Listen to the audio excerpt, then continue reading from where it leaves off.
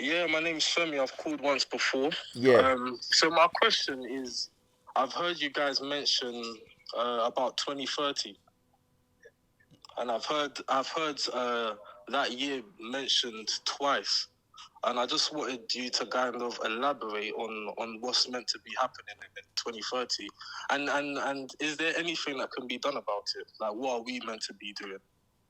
Okay. All Yeah. right. Yeah, no problem. Cool.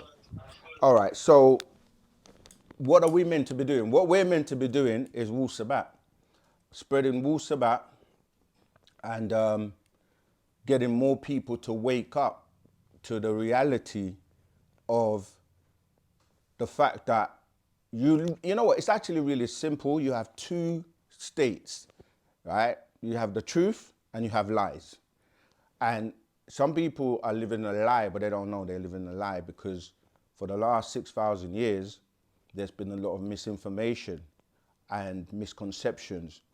And so people don't necessarily intentionally want to live a lie, but like from the time they were born, if say their parents were living a lie in the sense of not knowing who they are, where they came from, what they should be doing, what's the best things to do in your life, then you've been misguided.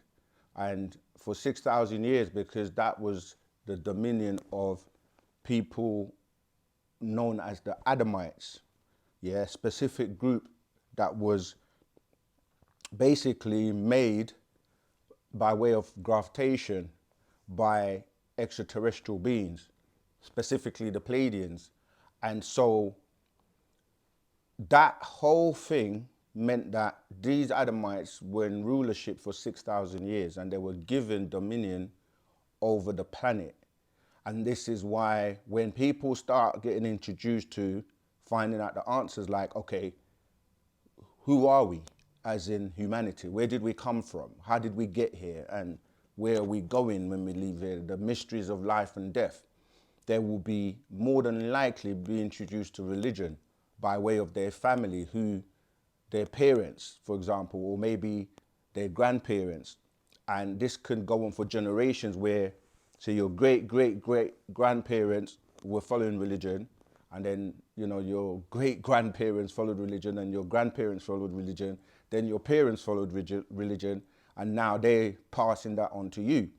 But the thing is that because that time period has now come to an end. That's why when you get introduced to religion, you're told the first man was Adam and not Adamites, because they make it into a singular as opposed to plural, meaning that a group of beings that were grafted and were given 6,000 years to have dominion over the planet. So they say whatever Adam named everything, that's what it was. But the thing is, you're reading it in a mistranslation in one of the many versions in English, so you don't see that Adamites is more than one. You think it's just Adam and Eve, because it says, let us create man in our image and after our likeness. And then it says, God created male and female, created he them. Them is plural. So I'm saying that to go back to your question to say that that 6,000 years ended in the year 2000. And now they're being, because it was only for a period of time, they were actually programmed with a lifespan so that after 6,000 years, they will start to fade away and be removed and they become extinct. So this is what's happening right now. And those extraterrestrials that were responsible for them, they were referred to as their overlords. And within the scriptures and the Bible and all these religious books, they're the ones that are being referred to as God and angels, etc., etc. And so we've reached a day and time where the truth must come out. Everything's about truth now. That's the frequency. That's when people are waking up from the slumber of sleep or the spell of sleep known as Kingu or Leviathan, which operates on six ether forces. And so the adverse to six ether forces is nine ether, and ether is abundant all over the cosmos. So now that those gases, those nine ether conscious gases are coming back, people are waking up, people are becoming more spiritual. They're starting to get their latent powers back. They're starting to do things that they weren't able to do during the 6,000 moon cycle, which was governed by 6 ether forces. And one has to be sent to come along, because you have to start off with one being born, right? Or should we say one being anointed, and then that person will anoint others and then wake other people up, you know? So imagine you were on a craft and everybody was sleeping. Like when you travel intergalactically, you, because the journey is so long, sometimes you can be put up asleep, right, for the journey. And then let's say the first person that wakes up when you arrive, then they go around and waking everybody else up. So waking up took place, it was really officially, right, 1999, before the tick or the clock went to 2000. But before that, preparation was being made, right? So the master teacher, Partner Babianun, Dr. Malachi Z. York, was that seeded entity that was to come and wake up people, renew the 24,000 year cycles, which ended with the last 6,000 years moon cycle, bring about this new, what people call new, but it's been the original from day one. It's just that during the last 6,000 years, many people got bamboozled and tricked and fell asleep on the religion and the people that were pushing religion. And so now, to answer your other part of the question, between now and 2030 is when they're being wiped off of the planet, and everything is changing. Everything is now about truth. Everything is about, but it's not going to happen overnight. Everything's about higher consciousness, higher vibrations. And this is where those beings on the planet that are resonating and vibrating on that frequency, that want the truth, that are like, you know what, I'm tired of the lies. I'm tired of, the controls that make you feel like you don't have any power, like you're a slave, like you're just here. You're like, why am I here? What's my purpose? And people are waking up now. So that's why 2030 is important. But there are also many changes taking place naturally by the fact that everything is alive, the planet's alive, and the cosmos is alive. So these cycles and these changes happen all the time. It's just that if you weren't here when it took place, say, thousands of years ago, you won't realize it. But there are beings and our ancestors that have been here from the beginning, whatever you want to refer to the beginning as. So we're just witnessing it. We happen to be living in the day and time where this new 24,000 year cycle is starting again with what people call the golden age or the Aquarian age, So yeah, that's what's going on. And so, yeah, what you're meant to do right now is wake up and start to know the difference between the truth and lies. Because remember, even in the biblical story, they told you that there was a time where the same people, Adam and Eve, were told not to eat the fruit of the tree in the garden of knowledge. And they were told that if they ate it, they were going to die. But when they encountered a being that they refer to as the serpent, he told them that, no, you're not going to die when you eat it. When you eat it, what's going to happen is your eyes are going to be open and you're going to know the truth, to know good from evil and be like God, right? Or Elohim, and be like these beings that are telling you not to have the fruits of your eyes are open. So that's what's the same thing's happening now, where we're saying, look, don't be afraid. Wake up from the spell, and once you eat this good news of Wu-Sabat, your eyes are going to be open. You're going to know good from evil. You're going to be able to start to use your power again. And now you have to apply Wu-Sabat in your life, which means you may have to adapt. The first thing is to accept it, and you could be skeptical. That's why do you think we call this Ask Us Anything? It's not just to ask questions. Is to ask questions because people are generally skeptical because they've been lied to for so many years, for thousands of years. And so when they come across the truth, it's kind of hard because they're like, everyone else has lied to us. How do we know you're not lying to us? And that's why Wu-Sabat works from inside you, from inside out, so you can experience it for yourself. And we say, don't believe us, go and check it out. Ask everybody else, put everyone else to the test. So the asking the questions is to get past your skepticism so that you can be like, you know what, I've checked it, I've verified it for myself. You know what, it actually makes sense compared to everything and anything else out there that I've ever come across. Now, so the questions lead you to the answers as they tell you in the matrix. So you have to ask questions that are specific to you because it's your soul you're dealing with. That's the one thing that no one can take away from you unless you give it to someone voluntarily. So ask questions that your soul is yearning for. Make sure that you get to a point where you're like, you know what? And many people have tried. You know, Wu-Sabat has been out since 1962. And some people say, how comes I never heard about it? Because, well, you may not have been ready or not vibrating on the right frequency and resonance for it to find you.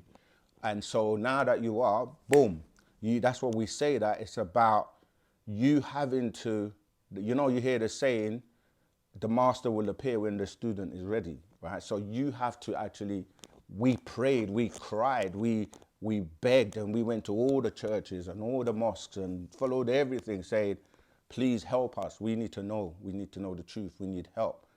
And, you know, our ancestors listened, the overseers listened, and they were like, okay, we're going to send someone. You guys, it's time to wake up from that sleep. So they sent Pana Babyanun, Dr. Malachi Ziyok, and he came along, opened the seventh seal in 1970, and no matter what walk of life you come from, he's here, and you can relate to him because he's been spoken about throughout time, throughout all the scriptures, throughout all the cultures. Maybe referred to as different names, but he's here now. And so he opened the seventh seal in 1970 in preparation for this coming in of the sun cycle in the year 2000. And that was referred to as the first half hour, right? From 1970 AD to the year 2000 AD. And now, because he was allotted a specific amount of time, referred to as the man of the hour. That hour is symbolically referring to the 30 years from 1970 to the year 2000, which will be the first half hour. And then from the year 2000 to 2030, which is the second half hour. And altogether, that gives you that symbolic hour. So yes, between now and 2030, a lot of changes are taking place. People are waking up. Things that were hidden from you, the lies about extraterrestrials, about UFOs, about anything you can think about that was hidden, is now being exposed. And that was since the truth arrived in 1970. And that's why we can basically unmask, you know, all the information that wasn't available. It is available now. You're living in the information age. You know, we have, you have the internet. But even then, right, the problem is it's saturated with all kinds of people, and all, because confusion is one of the reasons why people don't know where to turn or where to go, and they're scared for their heart to be broken and to be lied to again. You know, it's like if you've been in a relationship and it didn't work out, and you went to another one and it didn't work out, you've had several relationships and they didn't work out, you're going to be a bit more cautious with the next one, and you might start even thinking and judging the new relationship based on the old one. But you can't really do that. You have to have an open mind and, just be aware though, and be, like we say, we don't mind you being skeptical. That's why we say, ask us anything and then check it out for yourself. You see, if you just listen to people and just accept without you doing your research or checking things out or confirming things for yourself, then what you're really doing is being a believer.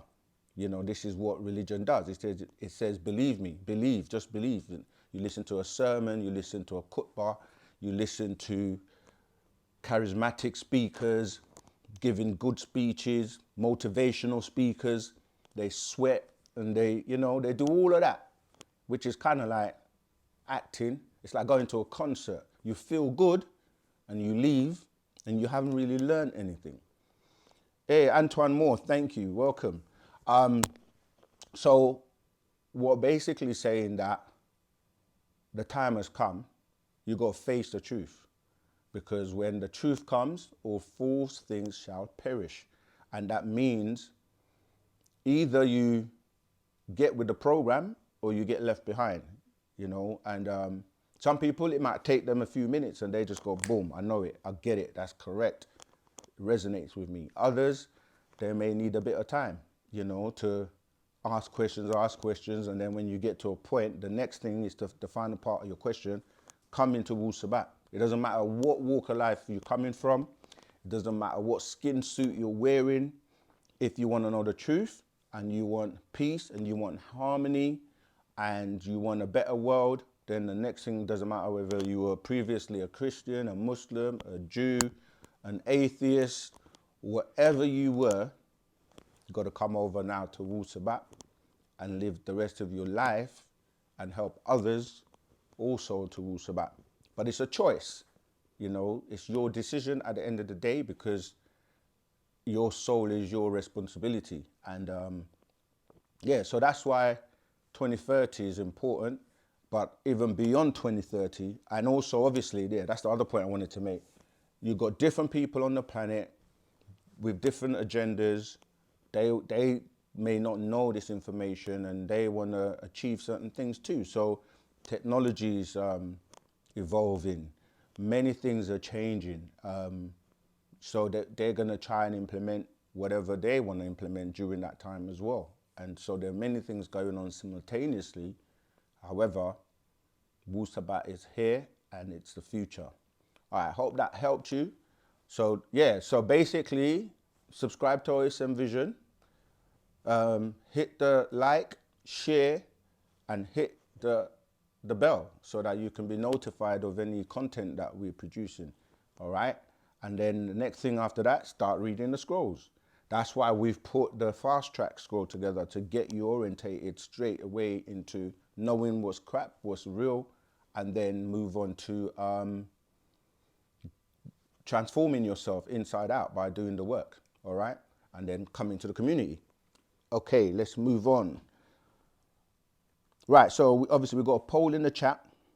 Where are you watching from? We want to know where you're hailing from. Is it the USA, Africa, Asia, Europe?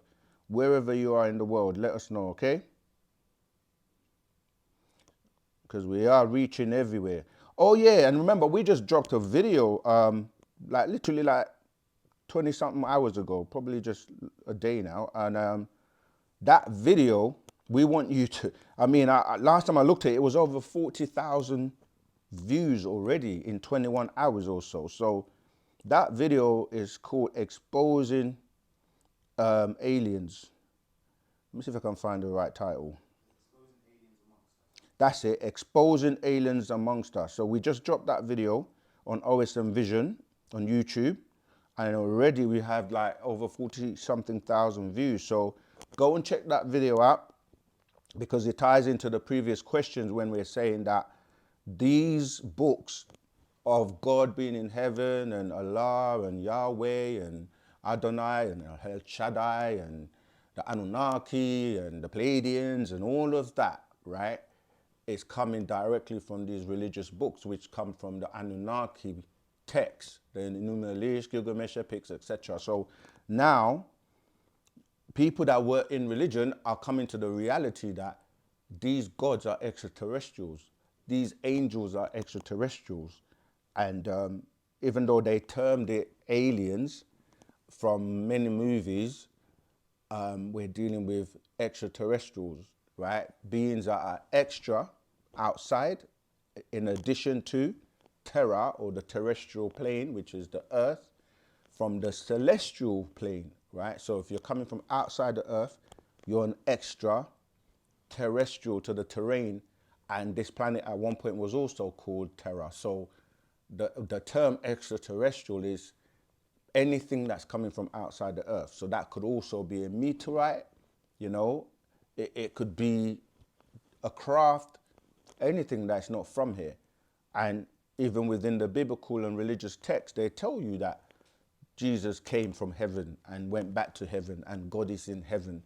And many places throughout the book, they tell you God came down, you know, as in even the Genesis 11, you know. So the reality is extraterrestrials and what they term aliens. So we've done a video to tell you that there are different types of extraterrestrials. And we're going to do more videos on this because it is actually a very complex subject, because the reality is heaven or up there has many stars, many star systems, many constellations, many life forms in the cosmos. So yeah, that's the reality where we're growing into now that we're able to start using more of our brain power. There are advances in technology. There are many findings now that prove these beings are extraterrestrials, and you saw the orbs and everything that's happening. You're going to see more and more of that. And we're very fortunate that we've got an extraterrestrial with us from day one. He said that. So he ain't jumping on, like, you know, every time there's a buzz, everyone jumps on it, right? This is the buzz that he came with. He was like, from day one, I'm an extraterrestrial from planet Risk in the galaxy Ilion. And everyone was like, ha ha. They thought it was a joke. But over time, he said, you lot might think the things I'm teaching you and saying are crazy, but in time, all eyes shall behold. So he started to teach us about where he comes from and the different types of extraterrestrials and where they come from, and the fact that they're the ones that are being spoken about in these biblical texts. He talked about Shambhala and Agatar, which is the subterranean world within the center of the earth, which was obviously confirmed with Admiral Burt going in there, do the research. He spoke about the Philadelphia experiment, which was dealing with teleportation and also trying to deal with invisibility by taking the USS Eldridge, which was a ship, right, making it go off radar and trying to transport it or teleport it from one place to the next. Of course, the experiment went wrong because at the time they didn't have all the equipment and the technology to be able to basically synchronize what is known as the zero time reference, which everyone has a unique stamp when they were conceived or, you know, came into being. So without knowing that and doing the calculations, because when you're dealing with teleportation, even though they show you it in like Star Trek, like science fiction, because they you know, remember Beam Me Up, Scotty or Spark and all that, they used to just beam them from one location to the next. Even though then it sounded like science fiction, it's something that extraterrestrials have been doing for a very long time. They're way advanced. And it's about breaking your molecular structure or anything, any physical thing, breaking it down in terms of its atoms and how it's held together, its matrix, and then transporting it to a coordinate and then different coordinates and then basically reassembling. You see that on Star Trek like if it's just fiction, but the devil's very good at making evil fair seeming or making things that are science, then he confuses it with adding fiction, because science is not fiction and fiction is not science. So how can you have science fiction together? You know, it's confusion. So, but anyway, I'm saying that to say that these extraterrestrials are very advanced and now they're starting to emerge and show themselves.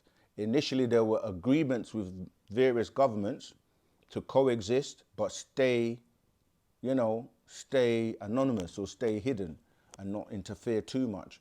And certain deals were striked, but some of the extraterrestrials defaulted and started to do things knowing that they have much more power and technology in terms of what they can do than the governments. They've started to violate that. So, you know, there've been many disagreements and stuff, and now they're actually becoming more and more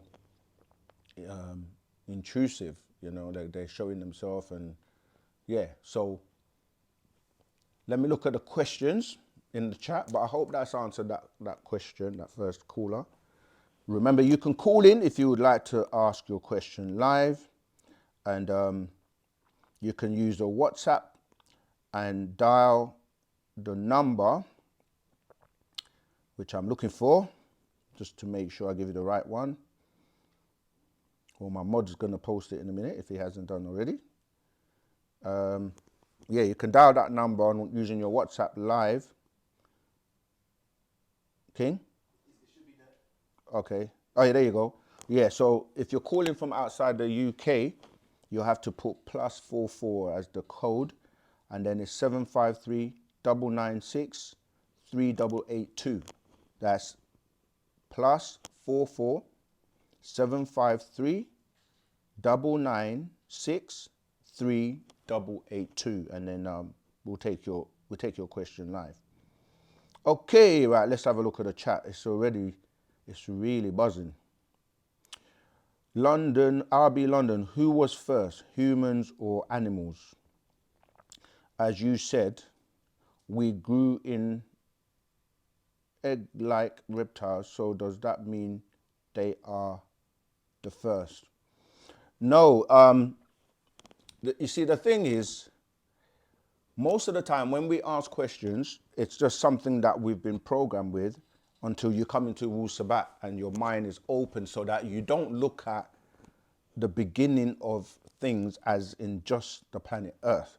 As I just explained in the previous question, you have to go beyond this planet. There are millions and millions of planets, different life forms that started different places. And so when you're saying human, you're just talking about the words, English words, right? So English words are also the problem, because when you're speaking English, English is a dialect that has borrowed many words from different other dialects or languages, right?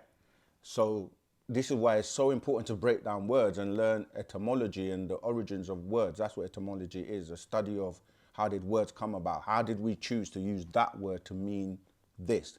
So when you're saying human, you're actually putting a compound of words, H-U, who, and man, right? And the man will tie into the mammal part of you, right? And the who deals with an ancient deity that is known as Hu in ancient Egypt, who is responsible for creative will, because you have to will things mentally into existence and using your mind to create. That's why in religion everything starts with creation, because someone or some being's mind created what you're seeing. Okay, so I'm saying that to say that when you say someone is a god, you're kind of saying they're beyond a human, because you have different classifications for beings. So super, if you're going to the top, you're saying supreme being. A supreme being is higher than a god, even though you're taught in religion that God is the highest or the first, right? But a god is just anyone in control, and that could be anyone or anything. There are many gods, different types of gods in different cultures with different names, all right? So that mental bondage of thinking of God as the number one, knowing everything, is not true. So to go back to your question, life forms started on different planets and different even galaxies and universes, right? So our ancestors, the Parnatharu, are first. Now, what you're calling animals, they're just different types of beings. So in terms of,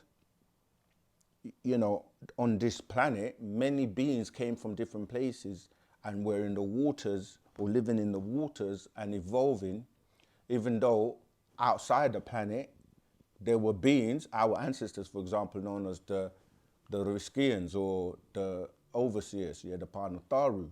They are beings. They take on forms and look just like us. But they then seeded themselves on this planet by way of the Vulcan beings, which today most people know as the dolphins. So the question is, to answer the question, who was first, what we have to say is, what are you calling first? Because again, time is an illusion and it's only based on what you consider to be time. And animals, again, they're different types of animals, what you're calling animals. So who was first would be who was first, where, when, and then humans, who are you calling humans? Because you got supreme beings, being, right? Then you got human beings, then humans, then or beings, then human beings, then humans, then man, then mammal, then beast, demons, ghouls, specters.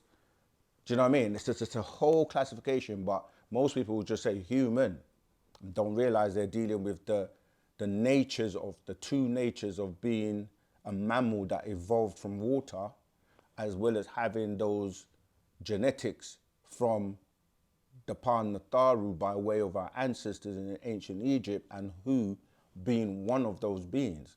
See, sometimes people say, who created us? And you're literally saying who, as in H-U. He created us, or who created us. But you think of who as in WHO, but really you're saying who or hue, because people say human, because you have different hues, all right, when you're dealing with mankind or a kind of man. When you say mankind, that's what you're saying. And there are different types of beings on the planet composed of different things. Some don't have souls, because you can lose your soul and regain your soul. But everything alive is vibrating, is moving, and it deals with having a spirit to keep you moving. All right. I hope that's answered your question. I know, yeah, the part about we were grown as eggs, what we were explaining is when we were talking about reptilians in specifically, that question was relating to reptilians, and we were saying that some reptiles lay eggs, right?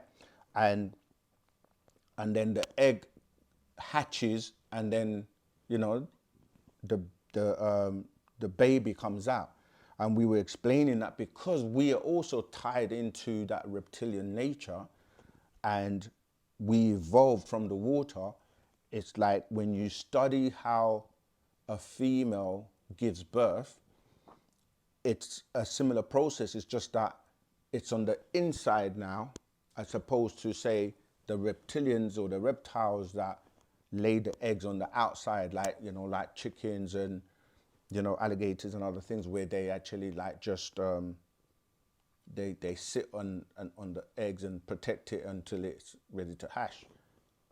So we're saying that if you look at the way the woman gives birth, it's also in a sack in water, and then it's covered, and then when that water breaks, that's a kind of relating to how when the egg hatches and then the baby comes out or is pushed out. So it's kind of like just telling people that we are tied into that reptilian nature, even though we have, the Panatharu or these higher beings are also in our DNA and our genetics. Okay, let's keep going to the question. Any information on hearing voices guiding me? They say they are my twin flame and soul family. Again, right? Wu-Sabat, this is from Draco, like hearing voices. We've done a video on that as well. And when people say they say or we and use these generic terms, but when you say they say, we need to know who the they are, because as I said at the beginning, many people have given you incorrect information. But hearing voices in your head is you've got a radio in your head that can transmit and receive frequencies, all right? And that could be your ancestors or external beings or just thoughts that are in the atmosphere that you're picking up.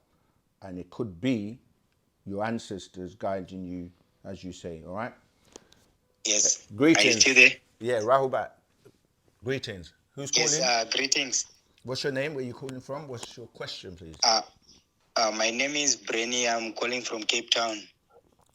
Rahubat, go ahead. Yes, and my question is, I'm very interested in everything that you are giving out. I give thanks first of all. But we have a culture in our country, back in Zimbabwe. We have our culture that we used to practice even now, some they still practice, some they no longer do it. After a person has died, after about 1 year, the person is buried. There is like a reincarnation practice, to bring back the spirit into the family. We call it, we are bringing back the spirit so that the person can live with us again and protect his family. So I would like to know if there is a scroll from our master teacher that explains about such practices, like African culture. I have found out that here in Southern Africa, most cultures, they practice that the same way. I don't know what it's called in English, but in our Shona culture, we have a way, we have words, names of those practices. Okay, no problem. All right. Thanks for the question. So, yes, many African tribes have retained some of their ways because from generation to generation, things are passed down by tradition, by word of mouth, and some cultures are able to retain, and South Africa obviously relates to the Sans people who, when you look on the planet, most of the traits of the genetics from everyone on the planet goes back to the Sans people because these were the beings that evolved from, our original beings that came out of the water. And so they may have retained certain practices that they've kept for generations. And the master teacher has written extensively because being a supreme being, being one of the Nathars or one of the overseers, he addresses things both to deal with the physical world as well as the spiritual world. So he has written books on like the whole thing about life after death, the spiritual you after the physical you dies. There's so many, the 24 elders, there's so many ghosts, the ghost, Patarak. There are so many books that he has covered the subject of the spirit. We've got spirit, spirit, soul, soul, soul, soul, spirit, spirit, the 30 spirits.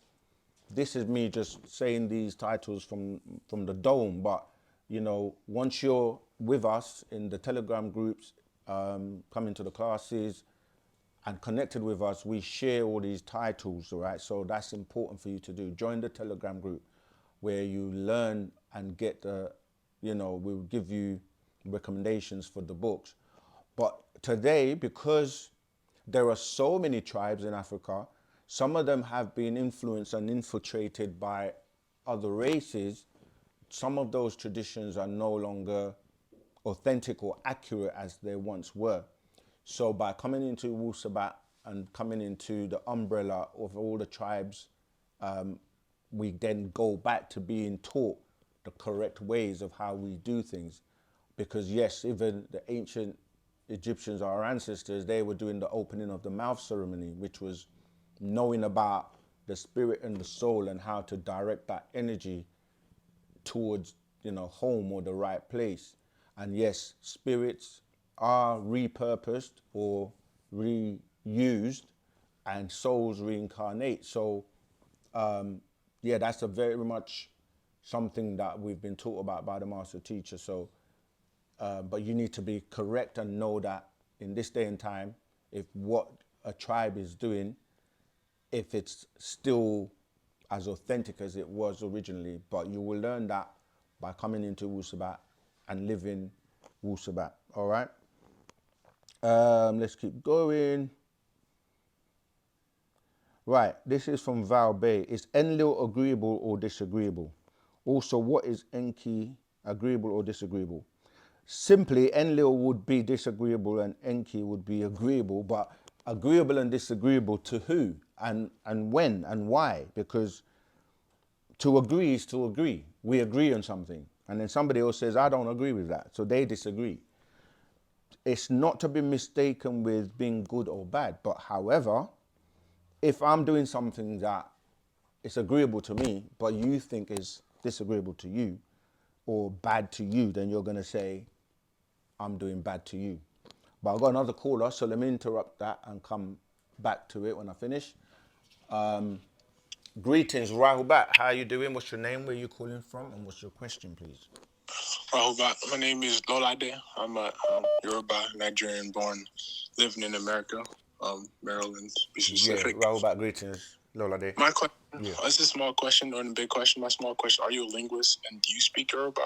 And my other question is pertaining to talking about like sex. I know you covered 360 degrees of knowledge, but when it comes to sex, I know you said what's in the bedroom stays in the bedroom. I wanted to see why is that? Because a lot of our youth right now are just like having sex with each other. There's not a lot of knowledge. I got you. I am a linguist, but I don't speak Yoruba. I have family and people that do speak Yoruba, and I've been around listening to Yoruba, so I've picked up many things. But no, I don't actually speak Yoruba. In terms of when we say about sex, we cover everything. What we're saying is that we don't get involved in people's business as in their sexual preferences, right? Because, you know, you have people who are homophobic, people that are like what they call gay bashing, people that chastise and, you know, can be horrible and cruel to people just because they are of a different sexual preference. But we are not saying that we don't cover the subject of sexuality and what should be done and what should not be done. This is why the master teacher, Pandabab Yanun, has put out scrolls like the Gospel of Yanun on the sacred feminine to teach both male and female about how important that is. Not only that, he's also put out the genetic kiss, right? An actual fact, number 109, which goes into a lot of detail. He's even put out things like this scroll here, the actual fact, right? Number 22, called 18 plus 18 plus 1, 37 genes of the mitochondrial DNA. Because when you're dealing with the whole issue of sexuality, exchanging bodily fluids, is very, very important because you're taking in DNA and generations of spirits from the people that you're mixing with. So it's not like we don't take it lightly at all. It's just that if people make a choice to be together and they're whatever their sexual preferences and they're doing whatever they're doing in their bedrooms, that's really none of our business. So that's what we're saying. We're not saying that we don't address and deal with the whole subject of sexuality to know what to do and when to do it and what not to do so that you can create, you know, a progeny of, you know, supreme beings. That's what we're really supposed to be doing, not just bringing beings into the world that can come here and create more of a problem than a solution. So I hope that's answered that question. We got someone else?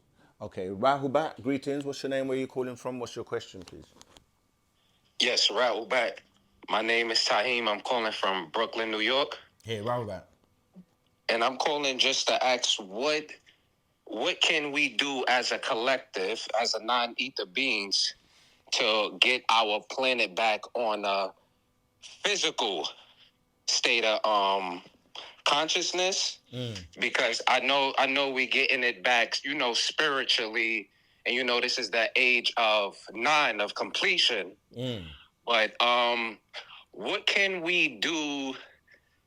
All right, let me just say it like this, because the master teacher, Dr. York, you know, I never really seen them in dashikis or nothing like that. I always seen them wearing feathers and things to represent America that's up here. Right. Okay, let me answer the question. I got you, right? I want to get straight to it because of time. You said you haven't seen him dashiki, but that's how we started off. If you go back and look at when he first came on the scene, he was representing Wu-Sabat and wearing African cultural attires and even, you know, but what happened is by teaching us and going through the different schools of religion, we kind of like dressed according to those different schools. But the question you're really asking is, this is not just about spirituality, it's physical too. And that's why he showed us and created what we call Tamaray, which was we had 476 acres of land where we built and basically provided everything for ourselves. And even today, as you're saying, the future is Africa, because all the resources that what the wealth that the West has got actually comes from the resources in Africa. You know, the oil, the platinum, the gold, the silver, the cobalt. You know, we can go on and on and on. So, our issue really is our ability to unite and come together in love or divine love and work together and be guided. And we've already done this to show that it's possible. And this is part of the problem why they incarcerated and kidnapped him, because he showed a way of life that we could rebuild the pyramids and rebuild certain structures, carry our rituals and practices in a peaceful way. And everyone from the planet was coming around there and they feared this. All right. So, yeah, it's about rebuilding as well, physically as well as spiritually, whilst we're still here. Is that a new person? Rahubat, greetings. What's your name? What's your location? And what's your question, please? Yeah, this is Kali Monk again from La La Land. Hey, you're still there. You're still there. Yeah, well, yeah, I'm I'm definitely gonna be leaving soon.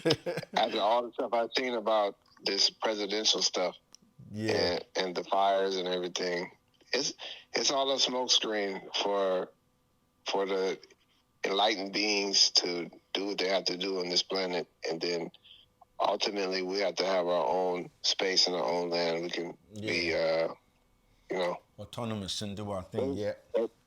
That's the exact word I was going to use. Autonomy. Yeah. Autonomy. All right. Okay. So, my question is, what does the master teacher say about sovereignty? Because, you know, most people are here in America where we're not free. We're under the corporation. We're under the bond of the birth certificate and the social security card and everything. But what does the master teacher say about ways that we can get our sovereignty so we can be, you know, got you. so we can be independent, self-sufficient. Got you. So the first thing is, many people haven't really studied or don't study sovereignty, because there are different aspects to what people call sovereignty.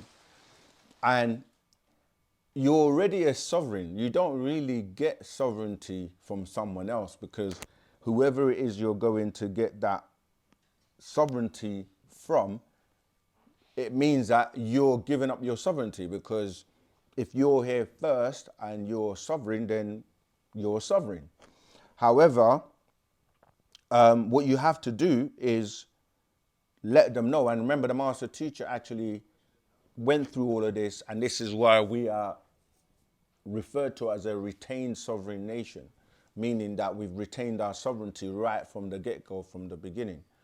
But certain aspects of how you then interface and operate with other sovereign nations are things that have to be put in place by way of your government and your infrastructure, and having certain things, your land, your own language, you know, like in terms of the international community with other sovereign nations, what makes you a sovereign is if you're dealing with it on like the United Nations level, then there are certain things that you must have, which we have. We are a sovereign nation.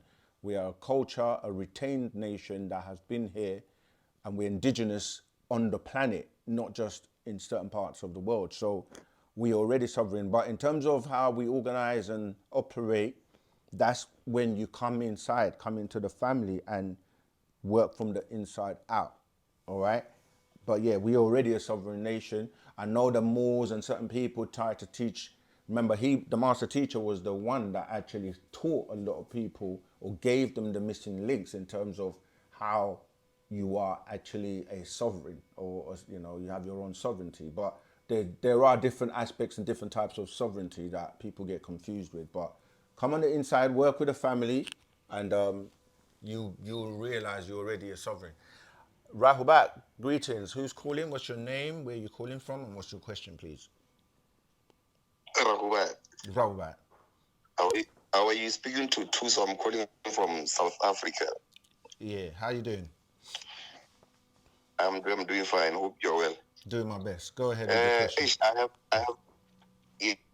I have a question. I don't know if you are aware of Credo Mutwa Yes, from I South am. Africa. He's one of the Sanusis.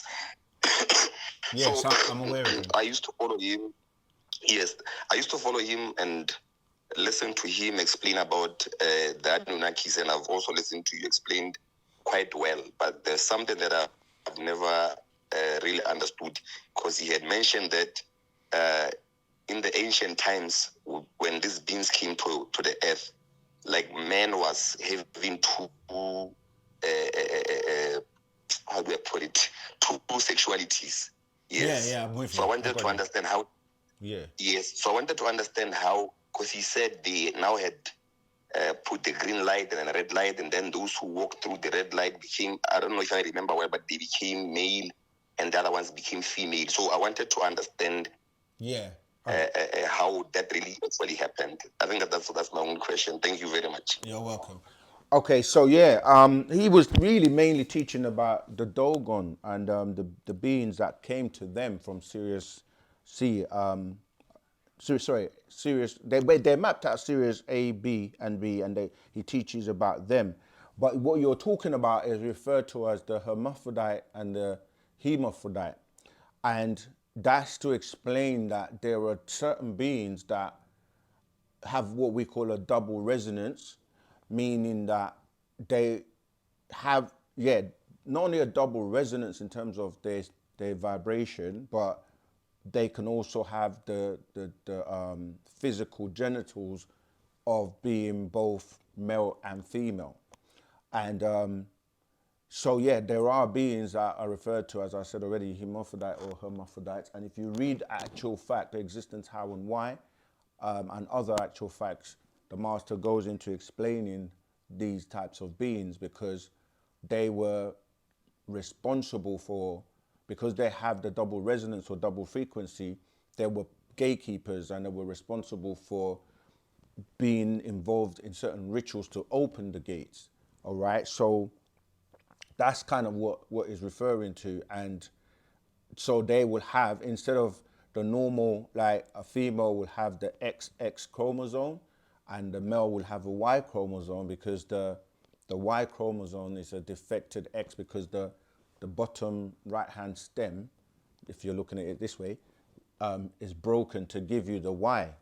So now you have XX and XY for male, but these beings, there will be XYX or YXY. They're different types of beings on the planet, not just humanoid beings, that when you start to study and look at their chromosome arrangements, not every being is humanoid like us. So, these beings, like for example, if you look in ancient Egypt and look at the being people call Ankh-Aten or Ankh-Aton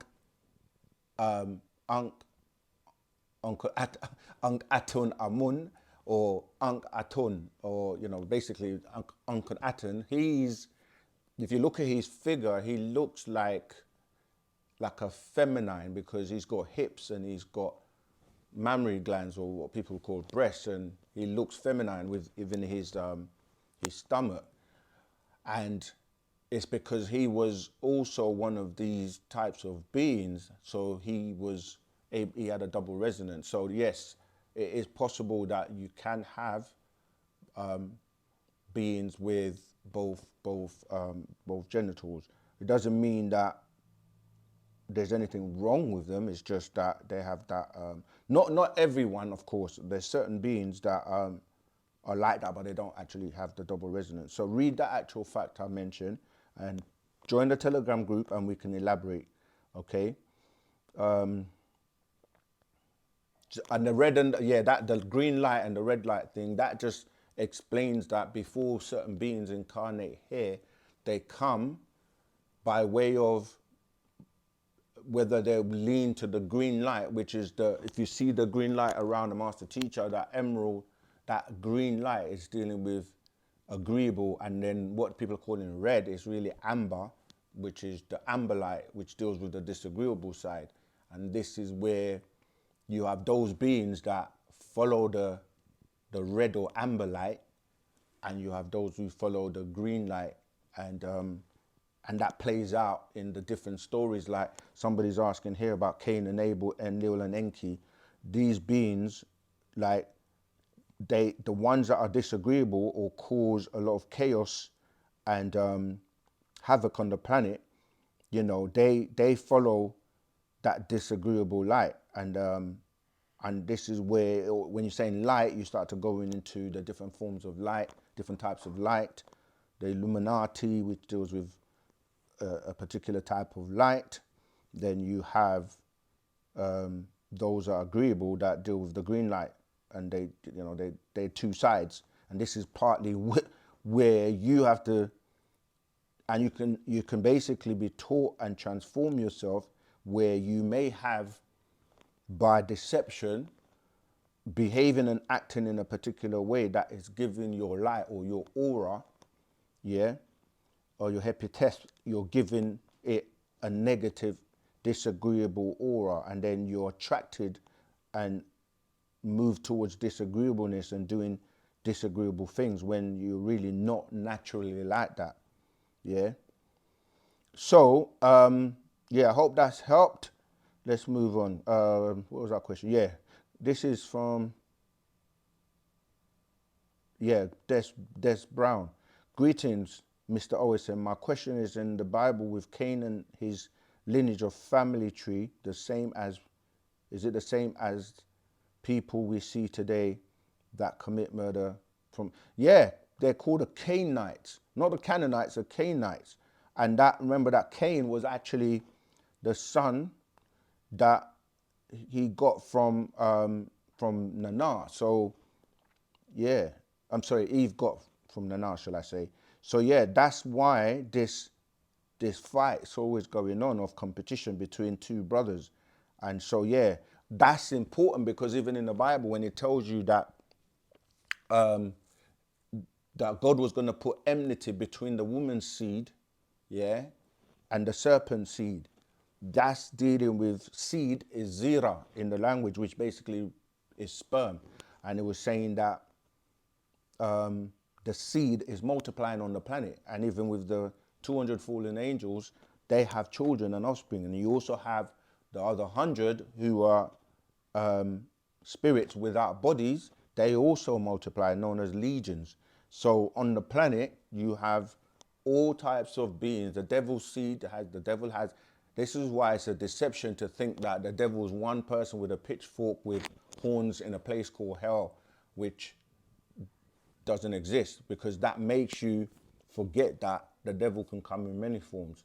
You know, it can come in all sorts of forms, because you're dealing with the energy and how that energy is able to be used to achieve his objective. So that's why we say be aware of your energy, be aware of the ability to receive energy, harness energy, transform energy, transmute it, and do all sorts of energy, because everything is ultimately energy.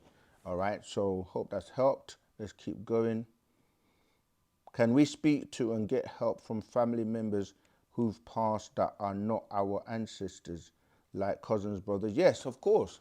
They're part of your bloodline, and you can connect with them, and yes, you can speak with them and tune in, but you need to know how, and the rituals and everything that goes along with that, which we're taught by way of Wu-Sabat. Join the Telegram group. Most of the questions that people are asking, if you're new, it's okay. But if you're not new, most of these questions have already been answered in the Telegram group. So join the Telegram group. And when you're in the Telegram group, there are many resources like media and links and images and videos and things that, when we answer the question, we also give you all these resources to go along with it. I love that question. Eternal entertainment television. Okay, before that, that's a quick question to answer. Gosh. I'm going to come to that question. I like that question. I'm not going to forget that one. All right. Cover that. Freedom for the Master, Dr. Malachi ZKO, Virgin Island. Absolutely, each one teach one. Spread the word, let everyone know about him. Can we speak to and get you? I've just answered that. You can. Do animals really see spirits? Do animals really see spirits? Yes, they do.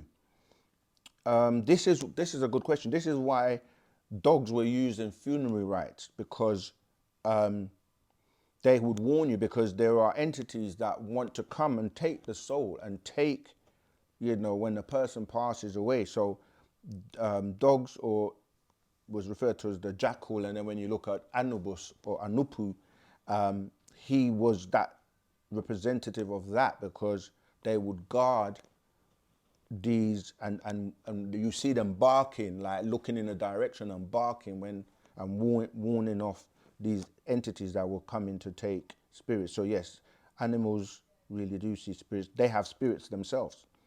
Okay, so I'm so confused. What does Rahubat mean? Rahubat means greetings. Rahub means greet. And when it's plural, you have the double AT at the end. So Rahubat. So that we're saying greetings.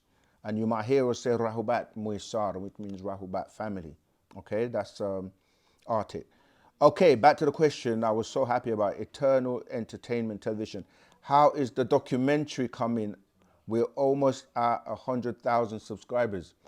Listen, man, we're waiting for that magic number. When you guys get to that 100,000 subscribers, we need your help. That's why we keep saying subscribe, share, let everyone subscribe. We've got so much to share with you. Like, you're going to unlock that. You know, like when you're playing the game and you get to certain points and you unlock certain things? That's what the 100,000K is going to do for us. So help us get there, and we will definitely share the gifts we have. Greetings, Rahubat. Who's calling? Where are you calling from? And what's your question, please? You talking to me? Yes. Okay, I'm JJ from Bronx, New York. Hey, JJ. How you doing, sir? Doing my best. I'm called JJ as well, by the way, but that's another. Okay. story. I'm a little hype right now. Yeah, go ahead. Okay. Ever since I started listening to you, my mom kind of don't like it. What do you kind of say about that? Because she born a Christian person with a Jesus Christ as a white person in the face and all that stuff. You just answered your own question. She's not here right now. She's not here right now. Yeah. I'm saying you just answered your own question. You said, why doesn't she like it?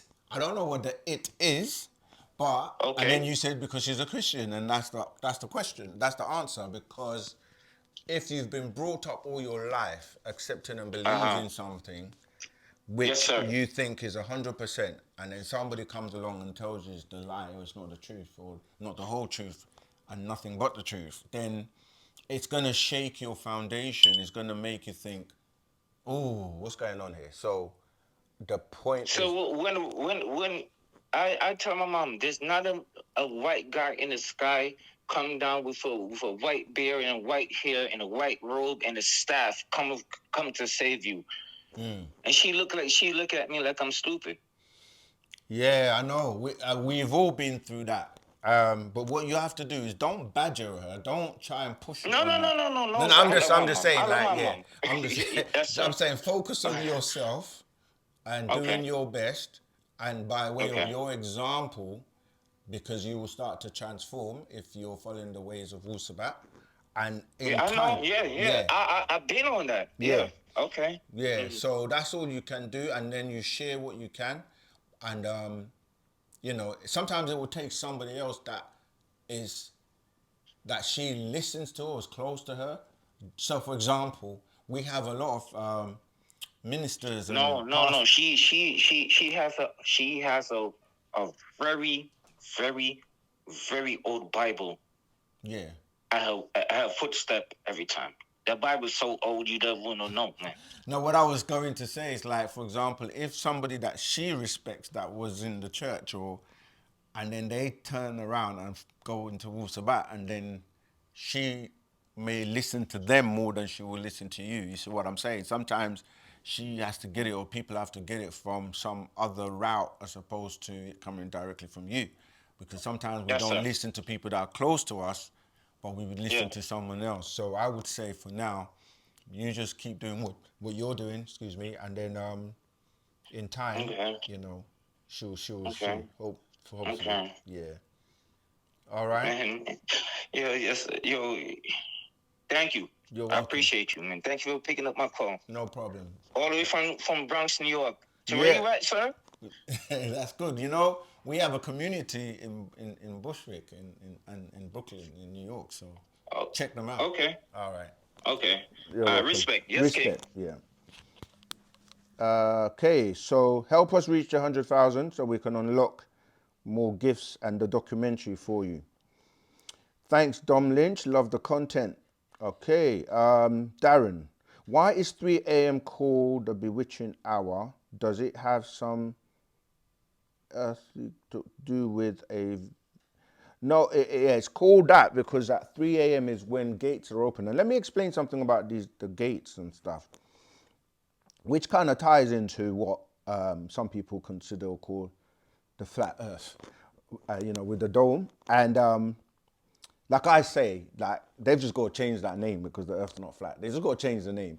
But some of what they describe has some significance. So there are domes over the Earth, and these domes are controlled by the same higher beings, extraterrestrial beings that I've mentioned. And so gates open at specific locations at different places at different times. This is why, relating to the 3 a.m., these gates open so that beings that have crossed over can leave through these gates. And unfortunately, at the same time as the gates are open, disagreeable beings also come through. So you find a lot of spiritual activity happening at that time, and a lot of abductions and certain things are also done by these disagreeable entities that come through. So that's partly why it's referred to by that, the bewitching hour. And the thing is that when you're traveling or trying to get out of this planet, because this planet, a lot of beings are quarantined here, they're not able to leave. There are disembodied spirits and beings that are trapped here and cannot leave. And so, and if you're trying to launch rockets or things to get out of here, unless, or even come here, remember that we're on a craft that is traveling at a speed on an orbit. And so because you're constantly moving, the trajectory to open, to go through a gate has to be timed accurately and specifically. And then there are beings that are guardians that guard these gates and stop people entering in and out.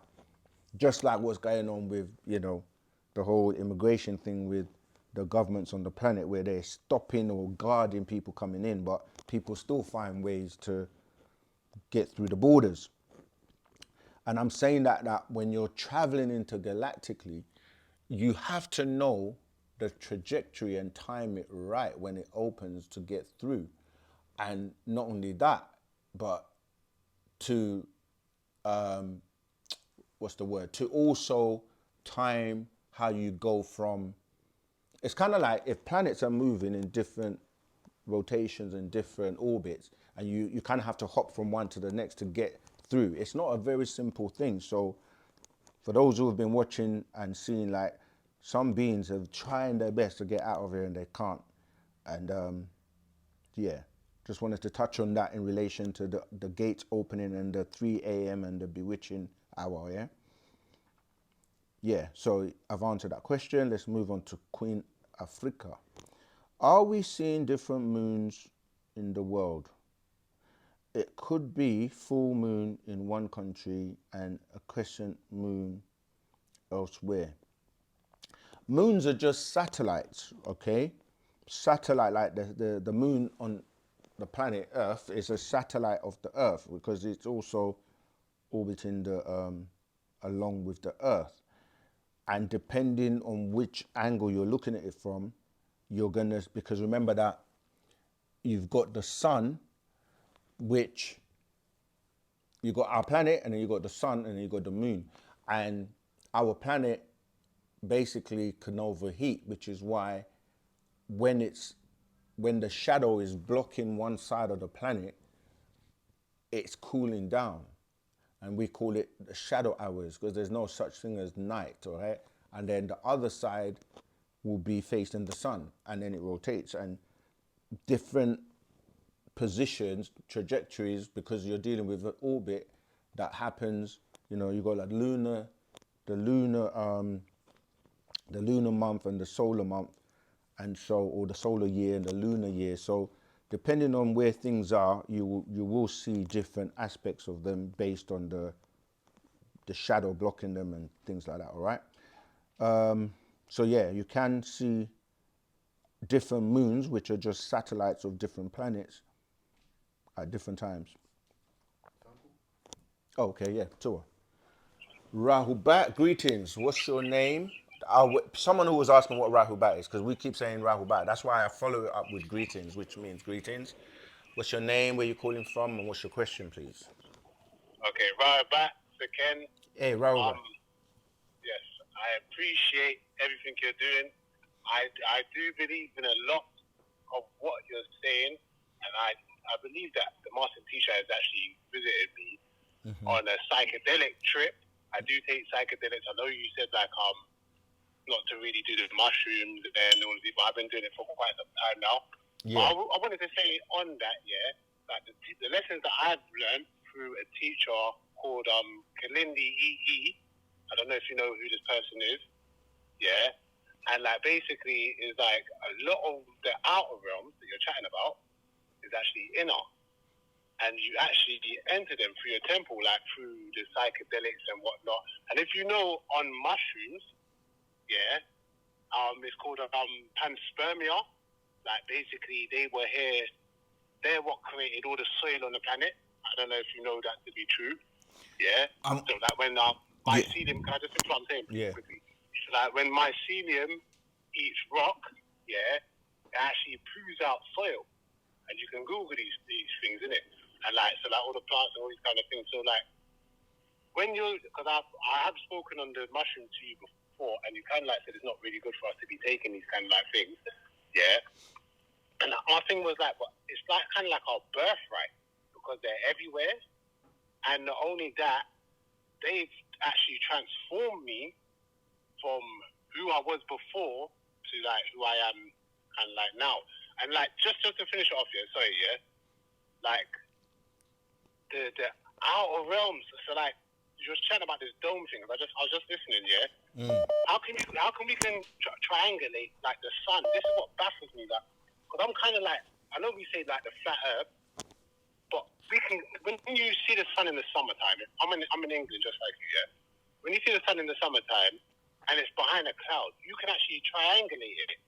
The sun rays, because they poke out at like an angle, and it proves that it's actually not that kind of like far. So if you can kind of like round that up and kind of like give me some kind of like an answer. I know I've kind of like went off a little bit. Yeah, that's what I was trying to say, because when someone talks a lot and go around, it's like, okay, what's the question? But what I will do is try and pick out. One of these days.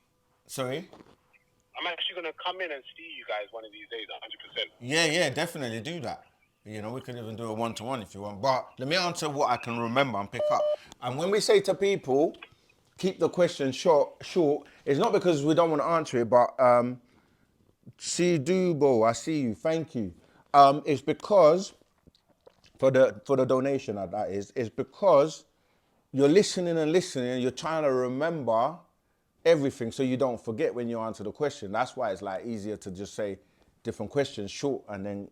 But anyway, the first one about the master's visited you. The master does visit and has visited many people through what they call visions and their dreams and so on, and no one can impersonate him. So if you've had an experience with him, then did you talk to him? What did he say to you? Did he advise you on things? And if you have any questions for him, you know, there's been the opportunity to ask him questions directly through the official website, UnitedSabiansWorldwide.com. So if you do have questions for him directly, you can also, ask them through that. We don't advocate, we're not saying, obviously there are natural herbs and natural things that you take in its natural form. But we don't advocate trying to induce having a spiritual or psychedelic effect, because that can mess with your being in ways that you don't even know, especially on a spiritual level. So we don't advocate, and the master doesn't teach you to take anything to induce getting those experiences. And as I've explained I think on another video, is that there's so many different realms within realms that, yes, you might experience a realm and think that's it, or that the realm you've gone to or have experienced that, like, for example, someone who thinks, okay, I've gone to heaven or I've gone somewhere else, they will come back and tell everyone else, I went to heaven, because of where they were able to experience. But that could just be one level of many, many levels of that particular realm. So, trying to remember what else the question was about, because there was so much.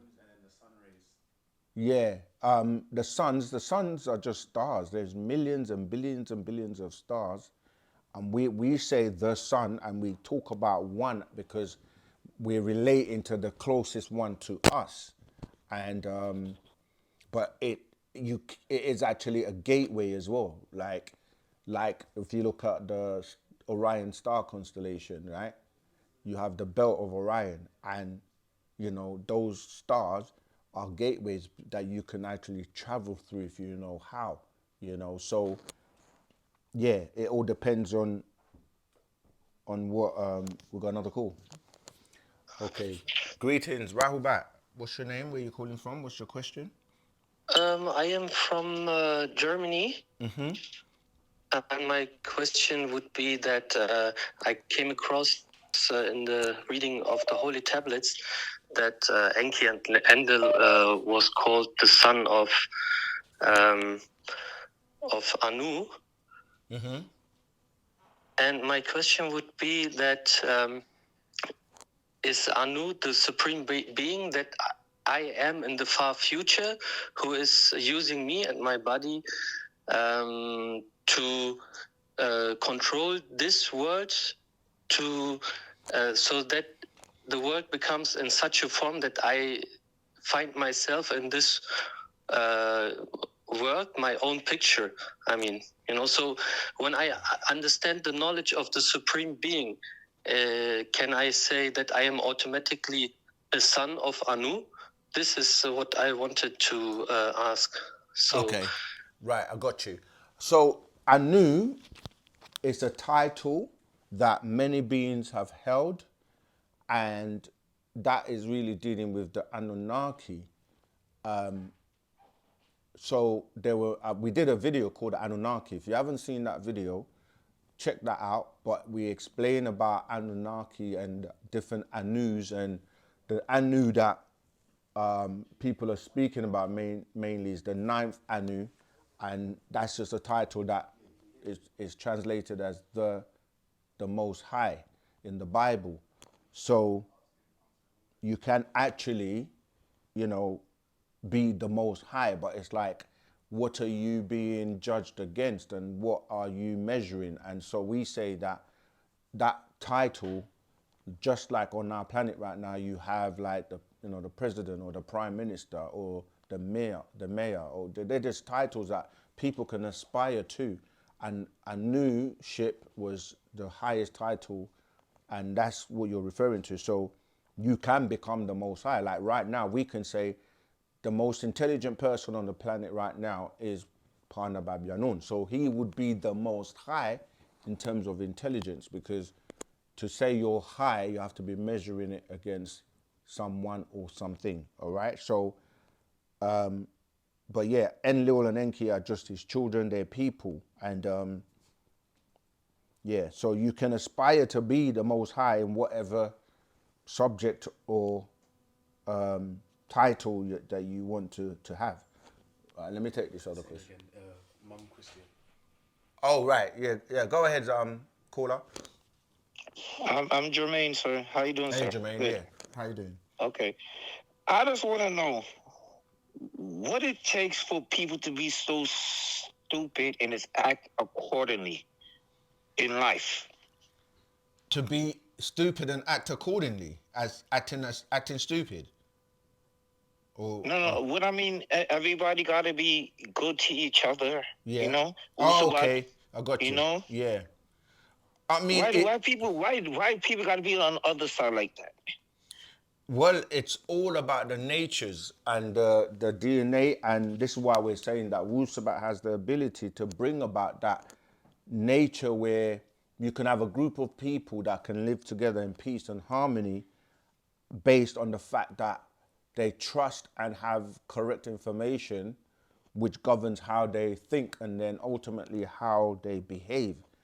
Because people are, say, doing things or taking things into their bodies that's affecting them mentally and physically. And so when you know what's better for you, then, it's like, for example, if you're taking in too much sugar or too much salt or too much blood meat or things that are not good for you, they're gonna result in how you act and how you behave. So by changing that, you actually change your habits and your nature and how you are. So that's why Wu-Sabat is here, to help people make that transition so that we can actually get along and live in peace and harmony. All right. Right, this is Adrian Reed. I just joined. I'm searching for truth and trying to live my life how I'm supposed to. Yeah, welcome. Join the Telegram group. Start reading the scrolls. Ask questions and apply the knowledge that you're gaining. First of all, research and check things out for yourself so that you're not believing and just following somebody blindly. If you just listen to me and just believe me, then you're a believer. This is what religion requests of people, to just be believers. That's why they always say you must believe in something. Everybody must believe in something. What do you believe? But we say it's better to know than to believe. So knowledge is more powerful than belief. Okay, we've got another caller. Hey, greetings. Rahbat, what's your name? Where you calling from? And what's your question, please? My name is Brenda, and I'm calling from Atlanta, Georgia. Hey, Rahbat. Yes, how are you? And I just want to be real quick. I appreciate your lessons and your teachings very much. It's just so exciting to hear someone that I truly believe is speaking the truth every time I listen in. Mm-hmm. Thank you. And oh, you're welcome. And I've been wanting to ask certain questions for a long time. I wear the Ankh like you do, have been for many, many years. And I used to deal with an elder that I brought a Ankh from. It was a large, really large, it was a bracelet. Yeah. And I wore it never took it off. It was very sturdy, strong, sterling silver. And I went to bed one night, and when I woke up, probably early in the morning, I heard this noise outside my window that sounds crazy, but sounded like a chariot of some kind, something made out of wood, rolling on the side of my house. And so my husband went to the basement thinking someone had broke in and stole maybe a lawnmower or something that rolls, but nothing was missing. But when I went to take my shower, the bracelet was missing. And I wondered for many, many years, this happened, probably about 10 years ago now. I just wondered, I know that bracelet stands for crossing over, for us to cross over. So I was wondering, did a spirit or something come to take it? I never saw the bracelet again. I mean, I would only be really speculating, and I can't really speak on, your personal experience. But we do know that we speak about extraterrestrials all the time and people being abducted and beings coming and taking things, and you know they're so advanced that some of them can actually just like freeze or missing time. You will be like, oh, wake up and you're missing time, and you wouldn't even realize until later on. And you speak to people and they were like, you might be like, what's today? And they're like, Tuesday, and you're like, I could have sworn today was Monday, or do you know what I mean? Like you're Yes. disorientated because something has taken place and they've just kind of like put you back and you've carried on without even realizing that what has taken place. So without and yes, when you're dealing with spirits can't really they can move objects, but they can't really well some of them they're in a different realm and world, so they can't actually operate on the physical other than utilizing beings and people in the physical to do what they would like, or just moving things if they're very powerful. So yes, without going into like speculation, it is possible.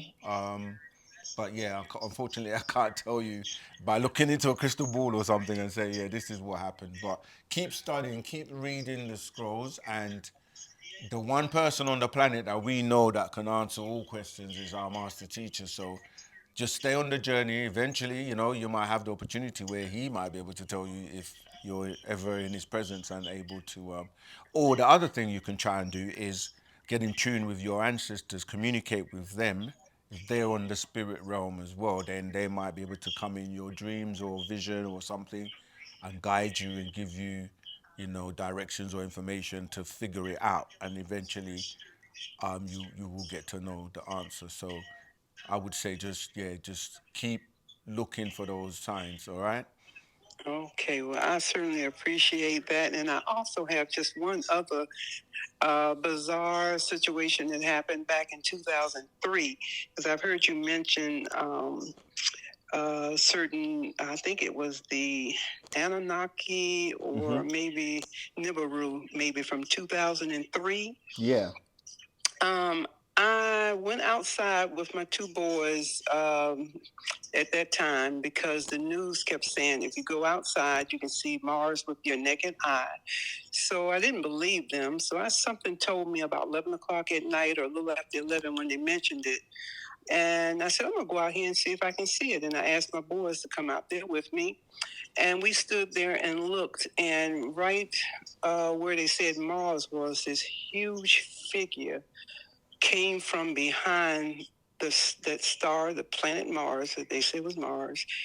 And it was this huge creature with wings that was unbelievable. It put you in the mind of if you was just to look at it from the ground, like a pterodactyl.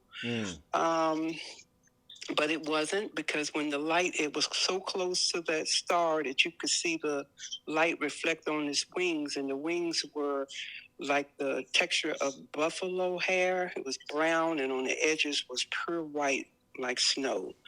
And the span of those wings was beyond anything I could have ever imagined.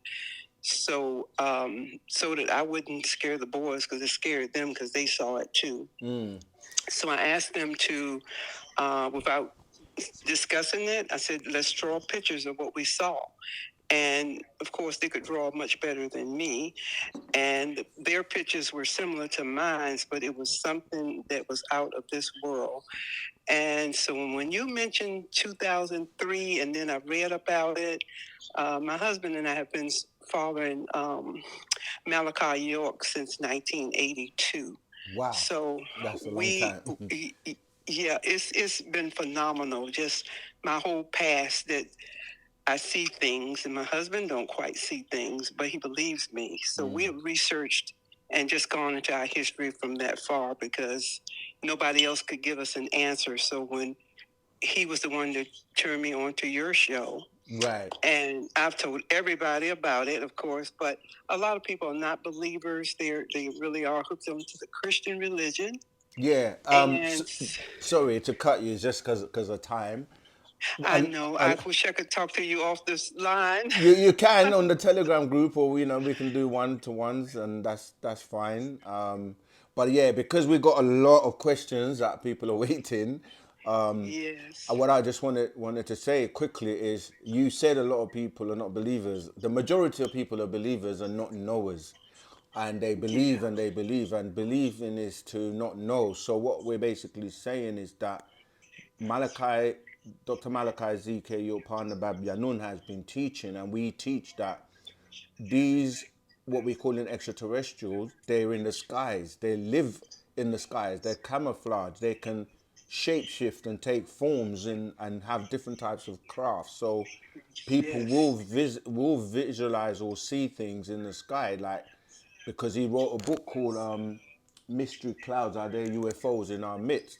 And he said, look at the sky. Sometimes if you look at the sky, you will see all kinds of beings that are camouflaging. So that's not impossible to have seen something like that. So yeah, we know, if you've been following him since the 80s. So wow, Yes. that's a very long time. So, that's why I'm so excited. I don't want to take up more of your time, but I am so thrilled that you picked up the phone. And every time I look at your show, I just thank God for your show, you and your staff, for bringing all of these truths to us, because we need it. Thank you. Thank you. We definitely do. All right. Until the Yes. next time, what do for now? Okay, have a good one. To tell that. Okay, so let's see where we can pick up. Okay, someone else's. A lot of individuals I talk to, this is Quen Moor, if I'm pronouncing it properly. A lot of individuals I talk to is afraid that the world is ending in the fashion of Chicken Little. How would I explain better? I kind of remember Chicken Little. It's a cartoon, isn't it? I'll have to go back and watch that. But what's important is the word the world, because people say the world, and to them that means something completely different. Is it their backyard? Is it their city? Is it their country? Are they looking at it as the continent, the planet? Because the world is quite generic. So the world is ending, or what you know as the world, or the type of world we're living in, is ending, and it's not the entire world if you're thinking the entire planet is ending. However, there is a risk of that happening if we don't wake up, if we don't raise enough people on the planet to change the I try to use simple words, but I can't think of a better word than the trajectory that we're heading in as humanity, with the rumors of wars, the threat of using atomic bombs and missiles, atomic missiles and things like that. So we can actually destroy the planet. And this is what's going on right now in terms of, the many wars on the planet right now, where there are high tensions, with Ukraine and Russia, with what's going on in Israel. And, they've had a quick ceasefire, but, the president, Trump's just come in.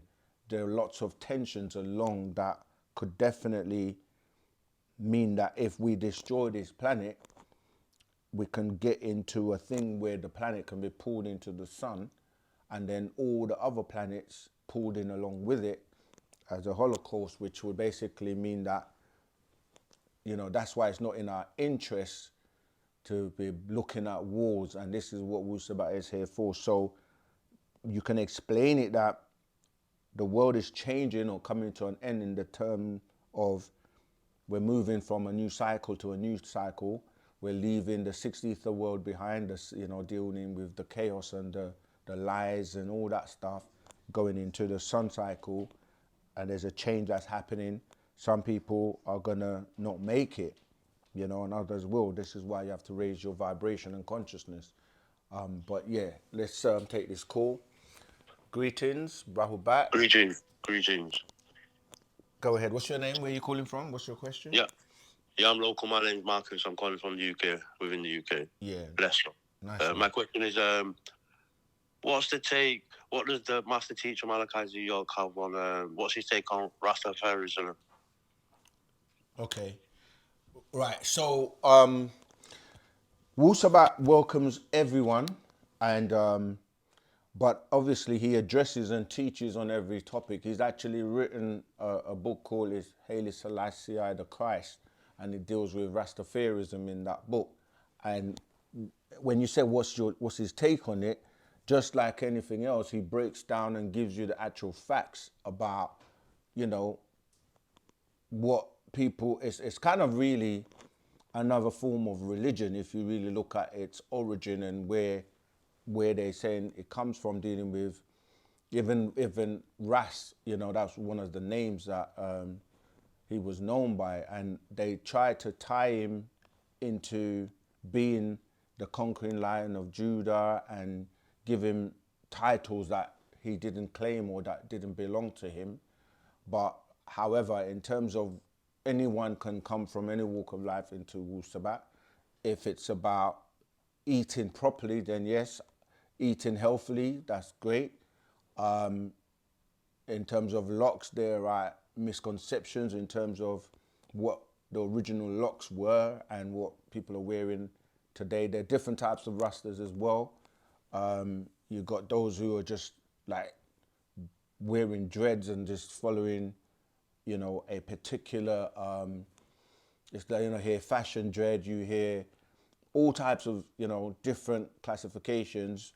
But if you're dealing with actual facts in terms of eating healthily, wanting to deal with your ancestors, because even when you go back to like Ethiopia and the Coptics, it's all going back to Christianity, even though they will say it's in its earliest form.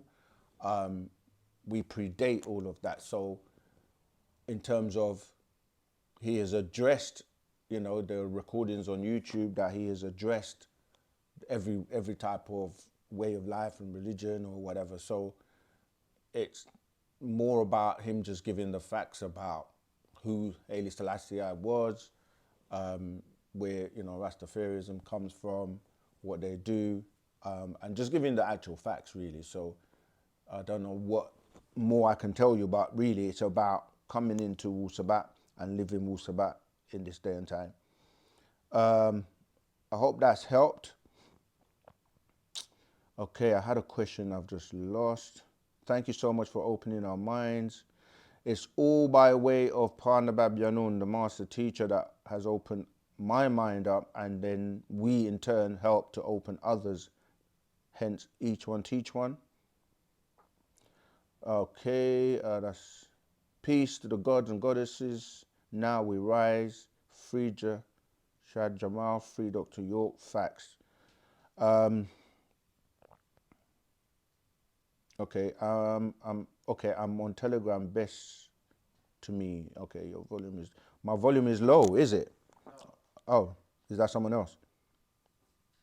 Maybe you need to turn up the device.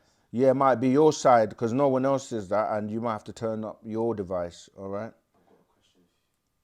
Okay, let me just take this. The promo doctor. Are aliens black people? I've always been curious about this. I tell my friends I think we are all the time. There are what you're calling aliens or extraterrestrials in all races, but yes, we are the original aliens, if you want to call it that way, but we are the original beings that seeded this planet, and our ancestors upon Tharu are what you would call black. But there are different types of extraterrestrials. Look at our videos. We've done videos on the different extraterrestrials as well. All right. Anton Moore, welcome. Welcome to OSM. Yeah, remember to subscribe. It's not just about knowledge, it's about doing as well, helping us to build. Okay. Yeah, go on then. Go for your question. When you say other planets, are you meaning other landmass surrounded by water? From my understanding, Earth is the land, not the water, and we call Earth a planet. That's a good question. Well, this is what I'm saying, that when you're using words, we have to be very specific, because we say the planet Earth, but we know that the Earth part is less than the water part. So why do we call it the planet Earth when there's more water than there is Earth? And I said when I say other planets, I'm talking about, you know, like Mars, Jupiter, you know, the different planets in our solar system. And then that's just our solar system. But then you look at other solar systems.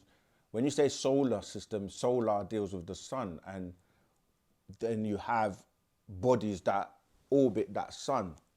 And depending on how many suns there are in that system, you know, like the master teachers, where he comes from, the galaxy, Ilion, he comes from a planet called Risk where they have 3 suns, you know. So, yeah, planets are referring to bodies that are outside or orbit of a, you know, like on our solar, in our solar system, we have many planets. That's what I mean when he said planets. You know, Jupiter, what's the other ones? I can't remember the, Mars, Jupiter, Neptune. Yeah, you know the planet. I can't remember all of them at the moment. Right, let's keep going. Earth, Mars, Neptune, Jupiter, Mercury, Uranus. Yeah, Uranus. Man, this is so wrong in so many ways that I cannot say. What does that mean? What is so wrong? That's Babylon done outside the box. Yeah, people will say, make statements like this. This is so wrong. What is the this and what is wrong? Let's substantiate it. Okay, great video, enjoyed. I haven't finished the video from last night. Had to get up early. That's Dom Lynch. Yeah, watch all of it. Share it. Okay, a lot of things that you are mentioning, I believe, are very accurate. See, that spell of belief again, but again, you only believe until you know, isn't it? To tell someone how I know you're accurate, I will have to tell them very personal details from childhood till now. Exactly. People have had so many experiences, and that's why we say how you can know something is one of 3 tests: evidence, reason, and experience. And if you've had an experience, there's no way anybody can tell you different because you experienced that yourself. And some people have not had the experience, so they won't know, and they have to rely on the evidence or using their mind to reason. So, yeah, some things if I were to tell you some things I've experienced, and I'm sure many others, yeah, some people, they try and put you into that box of being crazy, but then you look at what they're doing, or accepting and believing, is even more crazy than what you're doing. And they think you're the crazy one. That's funny. Okay, did you watch the inauguration, and do you think symbolism is used to send messages? Of course, absolutely. A symbol or a picture tells 1,000 words, and it's also subliminal, and it has energy and can do things. So I didn't watch all of it. Of course, if you watch it, it's rituals, and some of the stuff is stolen and taken from our ancient ways as well. Yeah, I didn't watch all of it. I watched some of it, but yeah, definitely symbolism is used to send messages. What else? Okay, yeah. We're going to be doing Zoom one-on-one soon. So if you're interested in speaking to me, please contact us via info@osmvision.co.uk. That's an email address, info@osmvision.co.uk. So yeah, we want to start to talk to more people, because some of the times the one-to-ones, you know, people that are abroad or living in different countries, you know, it just logistically makes sense for us to do the one-to-ones on Zoom. So we're going to be introducing that as well, so we can open it up and speak to more people worldwide. All right, so if you're interested in that, send an email to info@osmvision.co.uk and we will put you on the list. Grand Rising, greetings from Sydney, Australia. Do you guys do tours in Egypt? Not at the moment. That's something we've spoken about. And yeah, we might look into that. But to be honest, yeah, we've been to Egypt many times, and every time we go, it seems to be going downhill, and we don't know how long it's going to be there for. So if you want to do that before it's gone, then you should try and do so as soon as. But yeah, we will let you know. We'll keep you posted. What do they say about Egypt and graveyard and Tamaray? Graveyards, yeah, we're looking at people are looking at Egypt today as is great, but it's really now like, for lack of a better word, it's like a graveyard because it's derelict. It's like the ruins of what used to be a great place, even though the pyramids are still there and people are still baffled how they were built. But in terms of what it is, if you go there, you will see that most of the stuff is destroyed. And so that's why we refer to it as it's like a graveyard, because they're digging up the tombs to find, the mummies and our ancestors, and basically being disrespectful, taking them out, do you know what I mean, and doing all kinds of tests, putting them in museums and all kinds of things. But we are going to rebuild it. That's what, we've been told, and if we want, we can rebuild it in a much, much better way as well. So that's why we keep saying, come in, come home, join in, wake up, start helping, start getting involved, and let's work and let's rebuild. All right. Why do I keep getting into fights even though I avoid them? Yeah, you got to remember that you can easily be triggered or even get what we call walk-ins, right? Walk-ins are beings that can walk into you, and they're the ones that are doing the instigating, and you find out that after you've got into the fight or whatever, they walk out. And then you wonder, how did I get into another fight? So it's all about learning how to have a psychic self-defense, how to control your emotions, and to be in a position where your mind is strong enough to basically be able to avoid confrontations and ultimately to avoid fighting. Was there a planet called Meldic, and have you heard of this guy named Bedell? Because he talks, yeah, there was a planet called Meldic. That was the planet that, and it's spelled Meldic as in Maldek, not DEC. Yeah, Meldic was the planet that Nibiru had the accident with, and then ultimately bumped into Tiamat, which was the name of this planet at the time. And that planet is also referred to as, because it's now on a different orbit, and it's now referred to as the lost planet.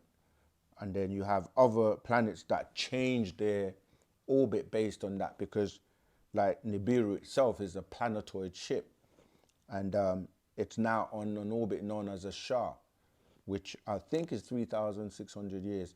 But before that, it was on a larger orbit. But that's Meldic, yeah. The master teacher broke that down in the books like It's God and Extraterrestrial and Creation, and many, many books. The Holy Tablets, of course, that goes into the story of the crash of Nibiru into Meldic, and then ultimately having that effect on Tiamat. He talks about Dr. Malachi Ziyok a lot, saying he's right about what's happening, 100%.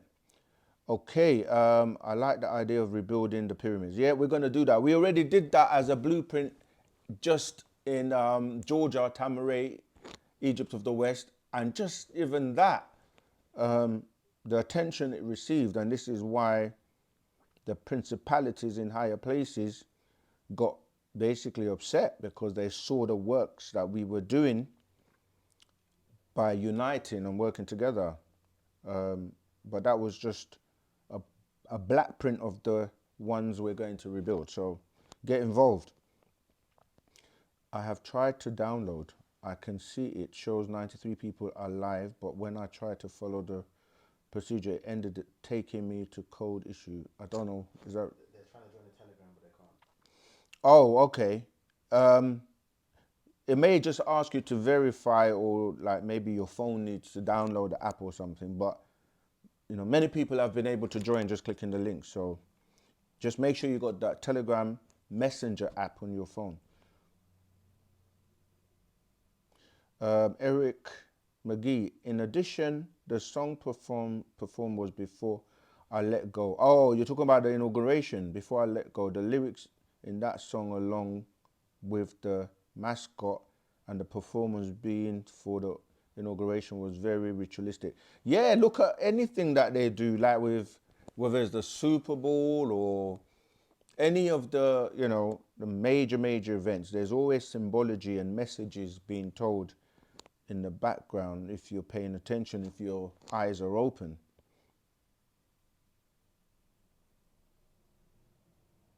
I don't know what that Marcus is. Oh, is that okay? Is that you? I shave my head bald so I stay in my yard. Okay, that's funny.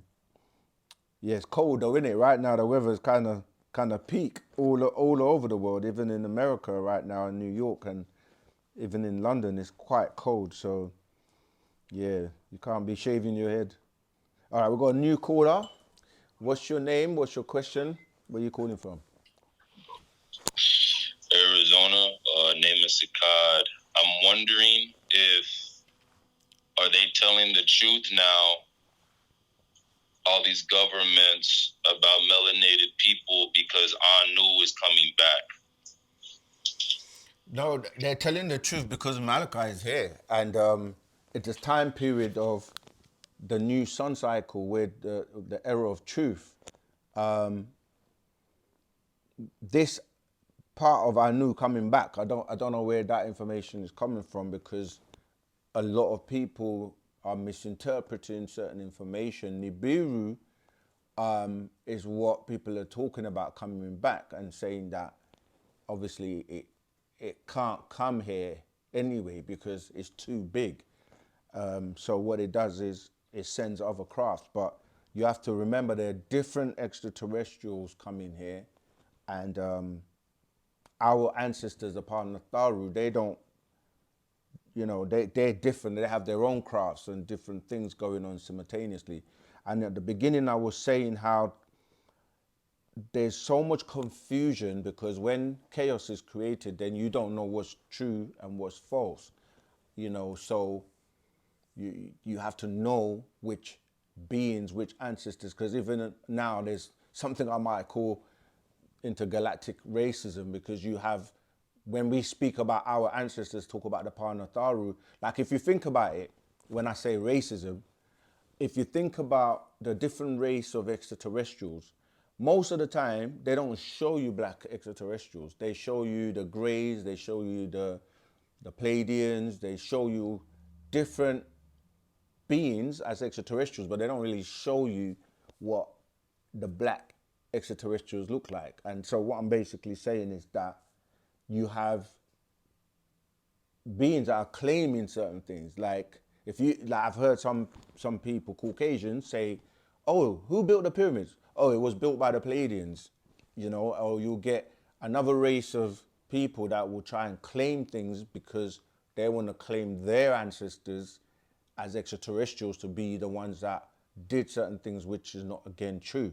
So not only on the planet do we have different races, and then the racism thing is created, but now as you're getting into the whole ET and extraterrestrials, now you've got different species of extraterrestrials, and people are trying to claim that they're the best or the highest extraterrestrials, but we know different. So I'm just saying that the Anunnaki are separate from the Panatharu.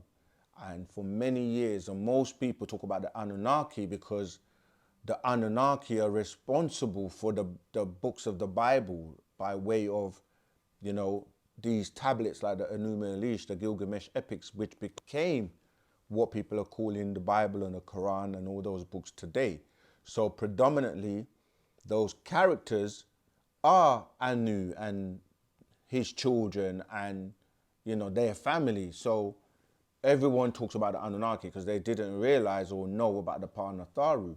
And this new information is where Parnabab Yanun, opening the seventh seal, starting to teach us about who these beings are, the Panatharu. So now more and more people are going to learn about the Riskians. They're going to learn about, these beings that were here first, who were actually the highest in terms of the different types of extraterrestrial.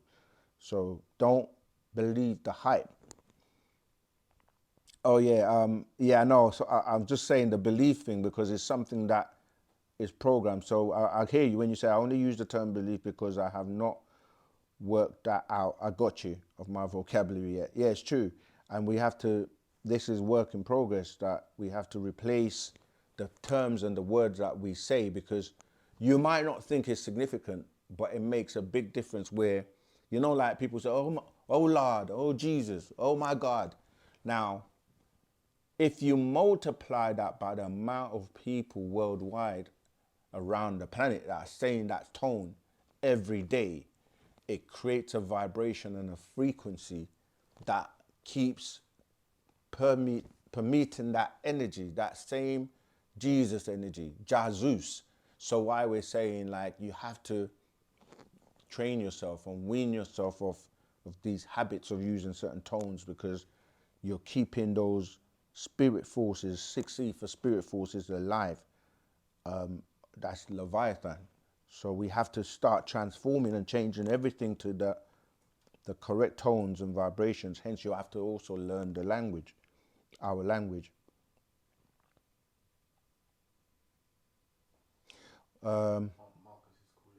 Okay. Greetings, Marcus. What's your question?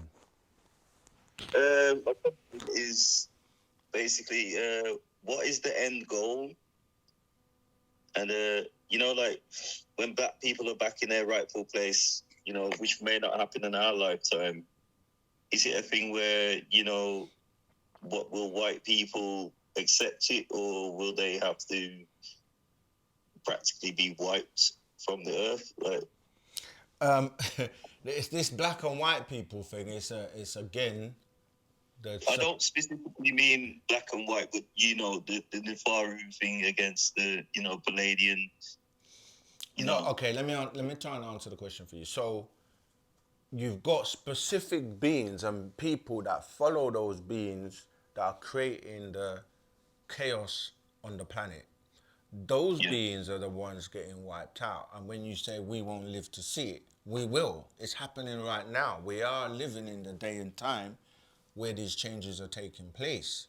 And so it's about, as somebody also mentioned, like a timeline between now and 2030, and then between 2030 and 2060. So you will live to see a lot of changes. Obviously, not everyone's going to be around, but it's like extinction for some beings that are causing the problem, and they will go because that was a part of the plan. But right now it's about coming together, working together to rebuild and have the type of world that you want to live in, and the type of, like, when we say world, it could just be your community that are living and doing certain things in a particular way, because you have communities within communities that are doing the same thing. But eventually, yeah, worldwide, a lot of things are gonna be changing, because that's the day and time we're living in. So you think it will happen in our lifetime? Well, it depends on what ages everyone. The people are different. Yeah, in our lifetime. But what I'm saying is that obviously, not everyone's gonna be like we're living now. But our, you know, great grandparents that were here are no longer here. But we're living through them, so we're here to witness it. But yeah, the master teacher did say that you're gonna live to see all of this happening. And I tell you, many people probably didn't believe there will come a time where they're going to see crafts and extraterrestrial. But he was like, it's going to happen, you know, so yeah. But yeah, just get yourself, you know, get yourself involved, get yourself in tune, get with it, because you have to raise your vibration to live through the changes as well. That's right, man. Thank you, man. You're welcome every time. All right. Okay, let me address this. I wonder if you guys operate like a cult. I remember you saying in one of your videos that you come to get your people, cult, culture. Do you guys take in family and children, women and children? I don't know what you mean, but we're all over the world, in all parts of the world, in different places. And culture is half of the word, the first part of the word. So people use the word cult if you are living in a different way to what they call normal or the normal.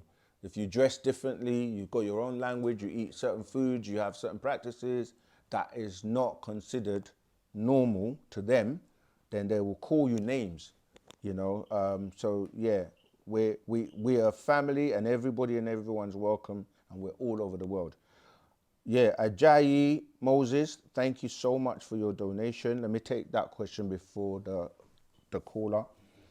I remember you talk about wet dreams. Are they disagreeable extraterrestrials responsible for this, like sending telepathic messages to me in the sleep? Yeah, there's something called succubus. These, remember I mentioned that there are many disagreeable, sorry, not this, well, disagreeable and spirit beings that don't have bodies, but they can affect you. And you're referring to having nocturnal emissions, which is a real thing. So you're having an experience when you think you're sleeping, but yet you will sweat, or you know, you will have emissions that, yeah, because there are certain beings that can, yeah, arouse you and do all kinds of things to you, and then yes, you have what you would call a wet dream. And it could also just be images that you've stored in your mind from pornography, or you know, other things that will affect you as well. So there are many reasons for why you will have that, but there are also disembodied beings that also affect you during your sleep. But I've got somebody waiting on the call, so let's take that. Greetings. What's your name? Where are you calling from? What's your question, please? Greetings, brother. How you doing? This is Leon calling you again from Texas. Hey, Long Leon. time. Yeah, how you doing? I'm doing good. Good. Listen, I want to ask you about. I watched your last posting regarding the exposing of the UFOs. I hope I got that title right. Mm-hmm. And I want to pose a question in line with that video, because it's ironic that I was just watching the master teacher, Malachi York, the other night on one of his videos while he was living over there in Georgia. Mm. And one of the questions was from the audience. It was talking about the pickup. And he stated to them very pointedly that there's one right out here inside Georgia on the mountaintop. And you better not run out there acting like, you want to be scooped up, because they see you by your aura. Mm. You know, if you are worthy of being taken. That's then right. He also mentioned about the four corners. And to a lot of people, I don't think they understand what the four corners are. Mm. And if you could explain to them, it's located in Utah, Colorado, Arizona, and New Mexico. If you could explain that, it would be greatly appreciated. And I enjoy what you do, and keep doing what you do, brother. Have a great day. You too. Thank you. Yeah. So again, the master has been teaching us about the extraterrestrials, and one of the reasons we were actually in Georgia was because of that specific area. He was guided there by our ancestors, because that area actually belonged to our ancestors in terms of the land. And not only that, there was a vortex that would open there. And there's somebody called Lori Toye who was, by way of a vision, right, she put out a map called I Am America. And later on, they started to put other versions of the map. But the map was a world map showing the vision that she had in the future as to where, you know, many places are going to go underwater because of, as you can see, the climate change. That's another thing that's quite serious at the moment. So one of those vortexes was on Tamaray, Egypt of the West, known as Wahani. But if you look at that map dealing with what we're talking about with the four corners, and there were different places where these vortexes will open. And ironically, President Carter, who just passed recently at 100 years old, he was, obviously he's from Georgia, and he was one of the intercessors, or was chosen as an ambassador to deal with extraterrestrials and keeping peace on the planet. And if you read the Man from Planet Risk book that the master teacher put out explaining about what we're talking about, he said that how was he able to jump out of like helicopters at the age of 80 years old? And he made a joke saying that at the age of 80, most people can't jump off the toilet, let alone from a helicopter. So yeah, so a lot of activity goes on in that area. And even like the Greys were moved around because you have a lot of underground tunnels connecting different countries. There are actually underground tunnels from England to New York, and people might think that's crazy, but it's just like the tunnels that are from Europe. You can get to France, to different parts, and many underground tunnels that extraterrestrials have been using. But that goes into quite a big subject, but we can pick that up in the Telegram group. So if you want to hear the rest of that, join the Telegram group. Tina, I don't know if I'm pronouncing your name properly. Is Tina Harvey? Is it still on? Yeah, that's a new one. Okay. Tina Harvey, if I'm pronouncing it properly, please, I want to say thank you for your donation. But caller, yes, go ahead, please. What's your name? Where you calling from? What's your question? Hey, brother. It's Sakad again from Arizona. My question is, it's two questions, actually. So when you say Malachi, are you referring to Marduk?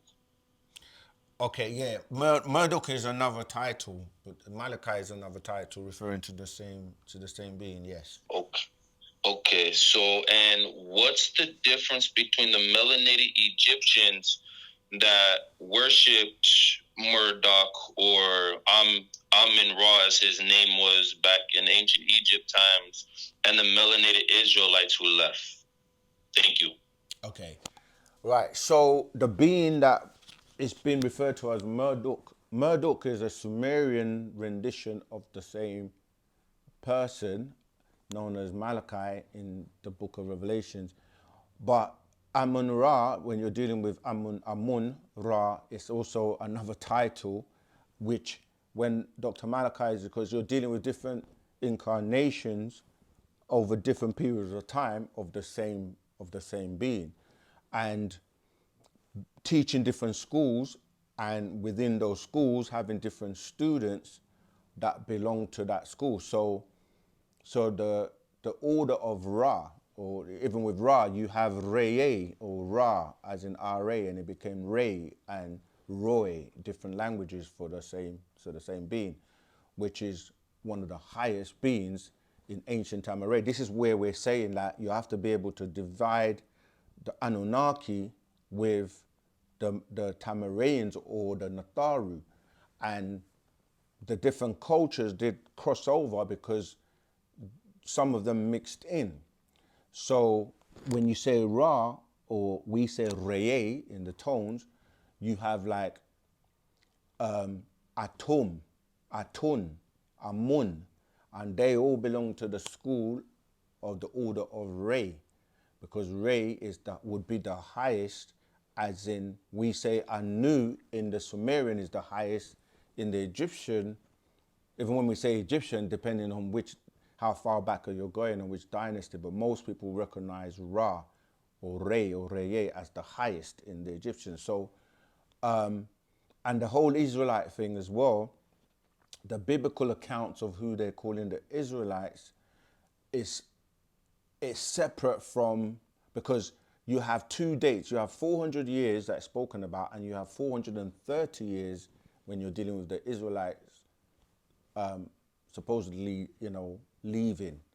And people get confused with the 400 years, which is talking about the 400 years from the 1600s when you're dealing with the slave trade up until the year 2000, which was the beginning of the sun cycle. So it's actually, we should probably do a video on just explaining, because a lot of people are caught up with the Anunnaki story. So where you're talking about Marduk being the son of Enki, who was then the grandson of Anu, and the Sumerian doctrine will also refer to Tammuz. And on the Egyptian side, you're dealing with Har Akaktui, right? Which becomes, people say Ha, Haru, Horus. So there's a big distinction between the two sides. But Murdoch was the one that was chosen by Anu, because you had two sides, which was Enlil and Enki, and he was like, one's too agreeable, one's too disagreeable. So he's going to choose one that has both natures, and he would be responsible for coming here to like deal with all the offsprings and all the people on the planet who will have both agreeable and disagreeable nature, when we were being taught the Sumerian doctrine. But as he's progressed and taken us higher now, beyond the Anunnaki, back into ancient, what people call Egypt, but with the Egyptians you go to the dynasties, and we go pre-dynastic and go back to what people refer to as Napata or Meroe, which is dealing with the Ptah'ites, which Ptah in ancient Egypt, this is what I'm saying, that even with Egypt you have to go pre-dynastic to these Ptah'ites or Ptah, and that's where we then link to the Parnatharu, and Ptah becomes in the Muslim religion where you're saying Al-Fatiha, right, which is the opening or the first kind of like surah. But yeah, it's all tying in, but it all comes back down to this one being known as Parnababyanun, who is the one that is here in this day and time to bring everyone together who's about learning and progressing by way of Wu-Sabat, which is really the here and now doctrine and the hereafter doctrine, or the basically the future. So I hope that's helped. Tina Harvey, thank you for your donation. I didn't see a question. Does the master teacher like weed, or does he look at it as a bad thing? And if it is bad, why would the creator put it on planet Ki? When you're dealing with herbs, natural herbs, they're in their natural state, and some of them are agreeable or good for you and some of them are not. But when you say weed, a lot of people smoke weed or ingest smoke into their lungs with tobacco and with Rizzlers and things like that, which is not healthy for you. So yeah, we don't smoke anything. And the thing is that he's taken us through different schools, and now in the hereafter doctrine, if you read the 33 commandments, look at the time, 21:21. If you read the which is 9:9, if you read the 33 commandments, and if you read the revelations to the Sabians, if you read the latest information, he tells you very plain and simple, because you're saying you want to be one of the 144,000 or one of the people that receives their barythry gland, and you have to be clean inside out. So you have to eradicate some of these habits. Even though you may like it, it's not necessarily good for you or the best thing for you if you're trying to become the supreme being that you really are supposed to be.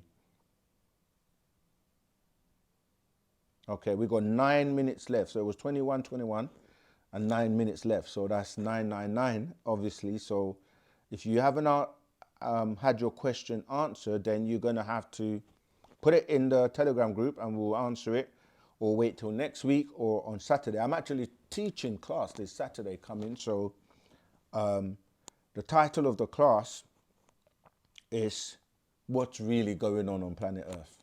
So if you want to tune into that, be my guest, be our guest. People that are saying they're trying to get on the phone, that's because sometimes you're calling when we're actually on a call with someone else. So the line does get busy, and if you can't get through, just try again. So that's to Jesse Alexander. I have tried many times on my phone with no success. I miss being amongst you guys so much, but as soon as I get back, my laptop will set it up. Telegram. Yeah, that's good. All right. So if you can't get through, a lot of the times it's because somebody else is on the call and you have to try again, because we cut it off because it interrupts the call. I've been attacked and my children has been removed from me in the past. So I asked, do you all really help, or do us women with children have to depend on the invisible beings to protect us? Come in and find out. We do help. That's why we're here. Right, we're coming to the last few minutes, so I'm just scrolling through to see if there's any really urgent questions. I've got an urgent one. Okay, go on. Are you Enki? Am I Enki? So, oh yeah, I've seen it. Check chaser. No, I'm not. What does Enki mean? Enki means ruler of Ki, right? Or he was over Ki. You're dealing with one of the sons of Anu, right? The brother of Enlil. No, I'm not Enki. I'm Seken.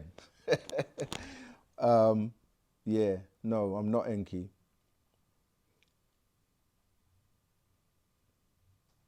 Okay. Okay, people are giving their own answers as to what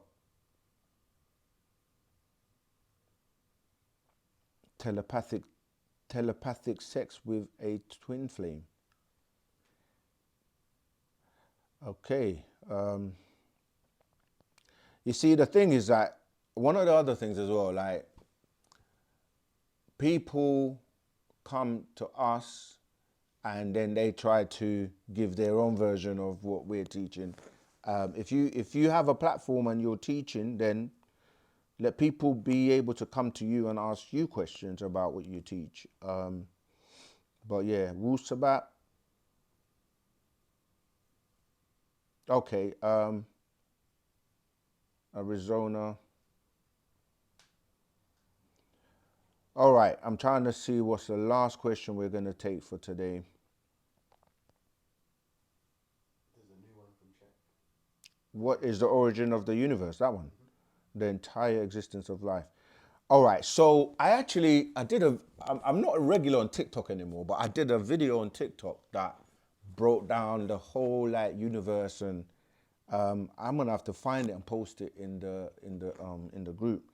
But we've broken that down, and when you say the universe, there are many universes.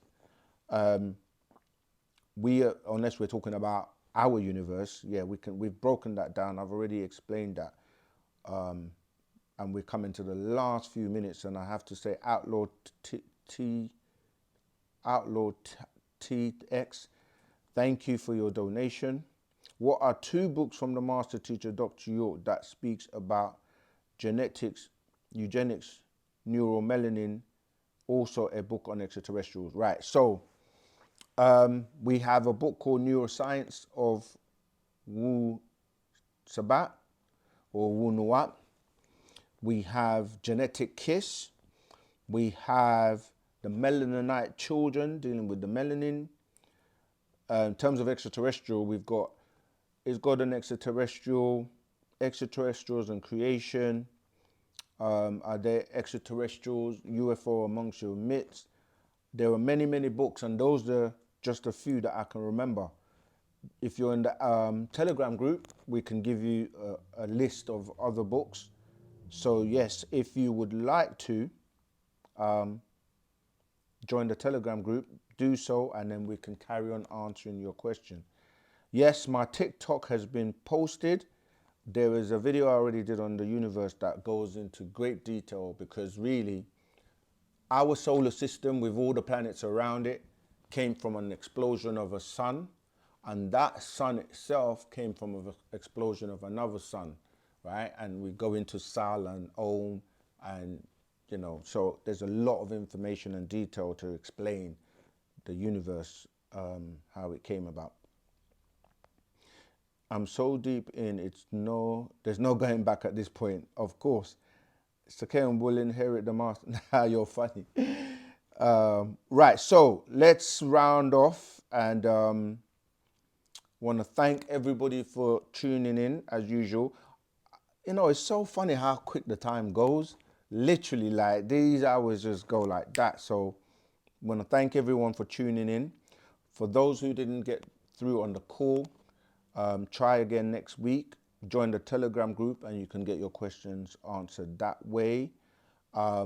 Really and truly, it's a blessing to have the master teacher with us, and there is an urgency for us to get him out, and that is by way of our love and unity coming together, because there's powers in numbers and we work, each person has something to give, and you know, many hands make light work, as they say. So if you are really serious about not just talking and asking questions, but you want to actually roll up your sleeves and get to work, then join the Telegram group and we will, you know, put you through to the administration who will help, you know, get you onboarding into Wu-Sabat, and you can do your part in helping. Before we go, the last person, I'm so sorry if I can't pronounce your name properly. C. Dubo, thank you for your donation. Are the Patar people from West Africa, and are they from the Congo, and why are West Africans genetically superior than others? We all come really from the Sans people, and at one point we were all one people when, you know, the landmass was you know, Pangea was one, and then, you know, the central point, we came from the Egg Island and then went to what people call Ganawa, which is what's called Africa today, and then moved to different parts and locations. And so yeah, really, the Pataites would be the, or shall I say the Sans people would be the ones that came from those Pataites. And yeah, when you're saying Western, it was just all one mass, and now we're all over the place and mixed, all right? Okay, it's 9:30 UK GMT time. Okay, we're gonna end on that. Asar Tuni, I can't pronounce. Asar Ayo Tuni. Okay, Rahubat Yasar Nafir Naut. The bottom line, family, truth is truth and facts are facts. Free Dr. Free our living Pharaoh Panda Babyanun. That's a great note to end on. So until next week, we want to say Wadu.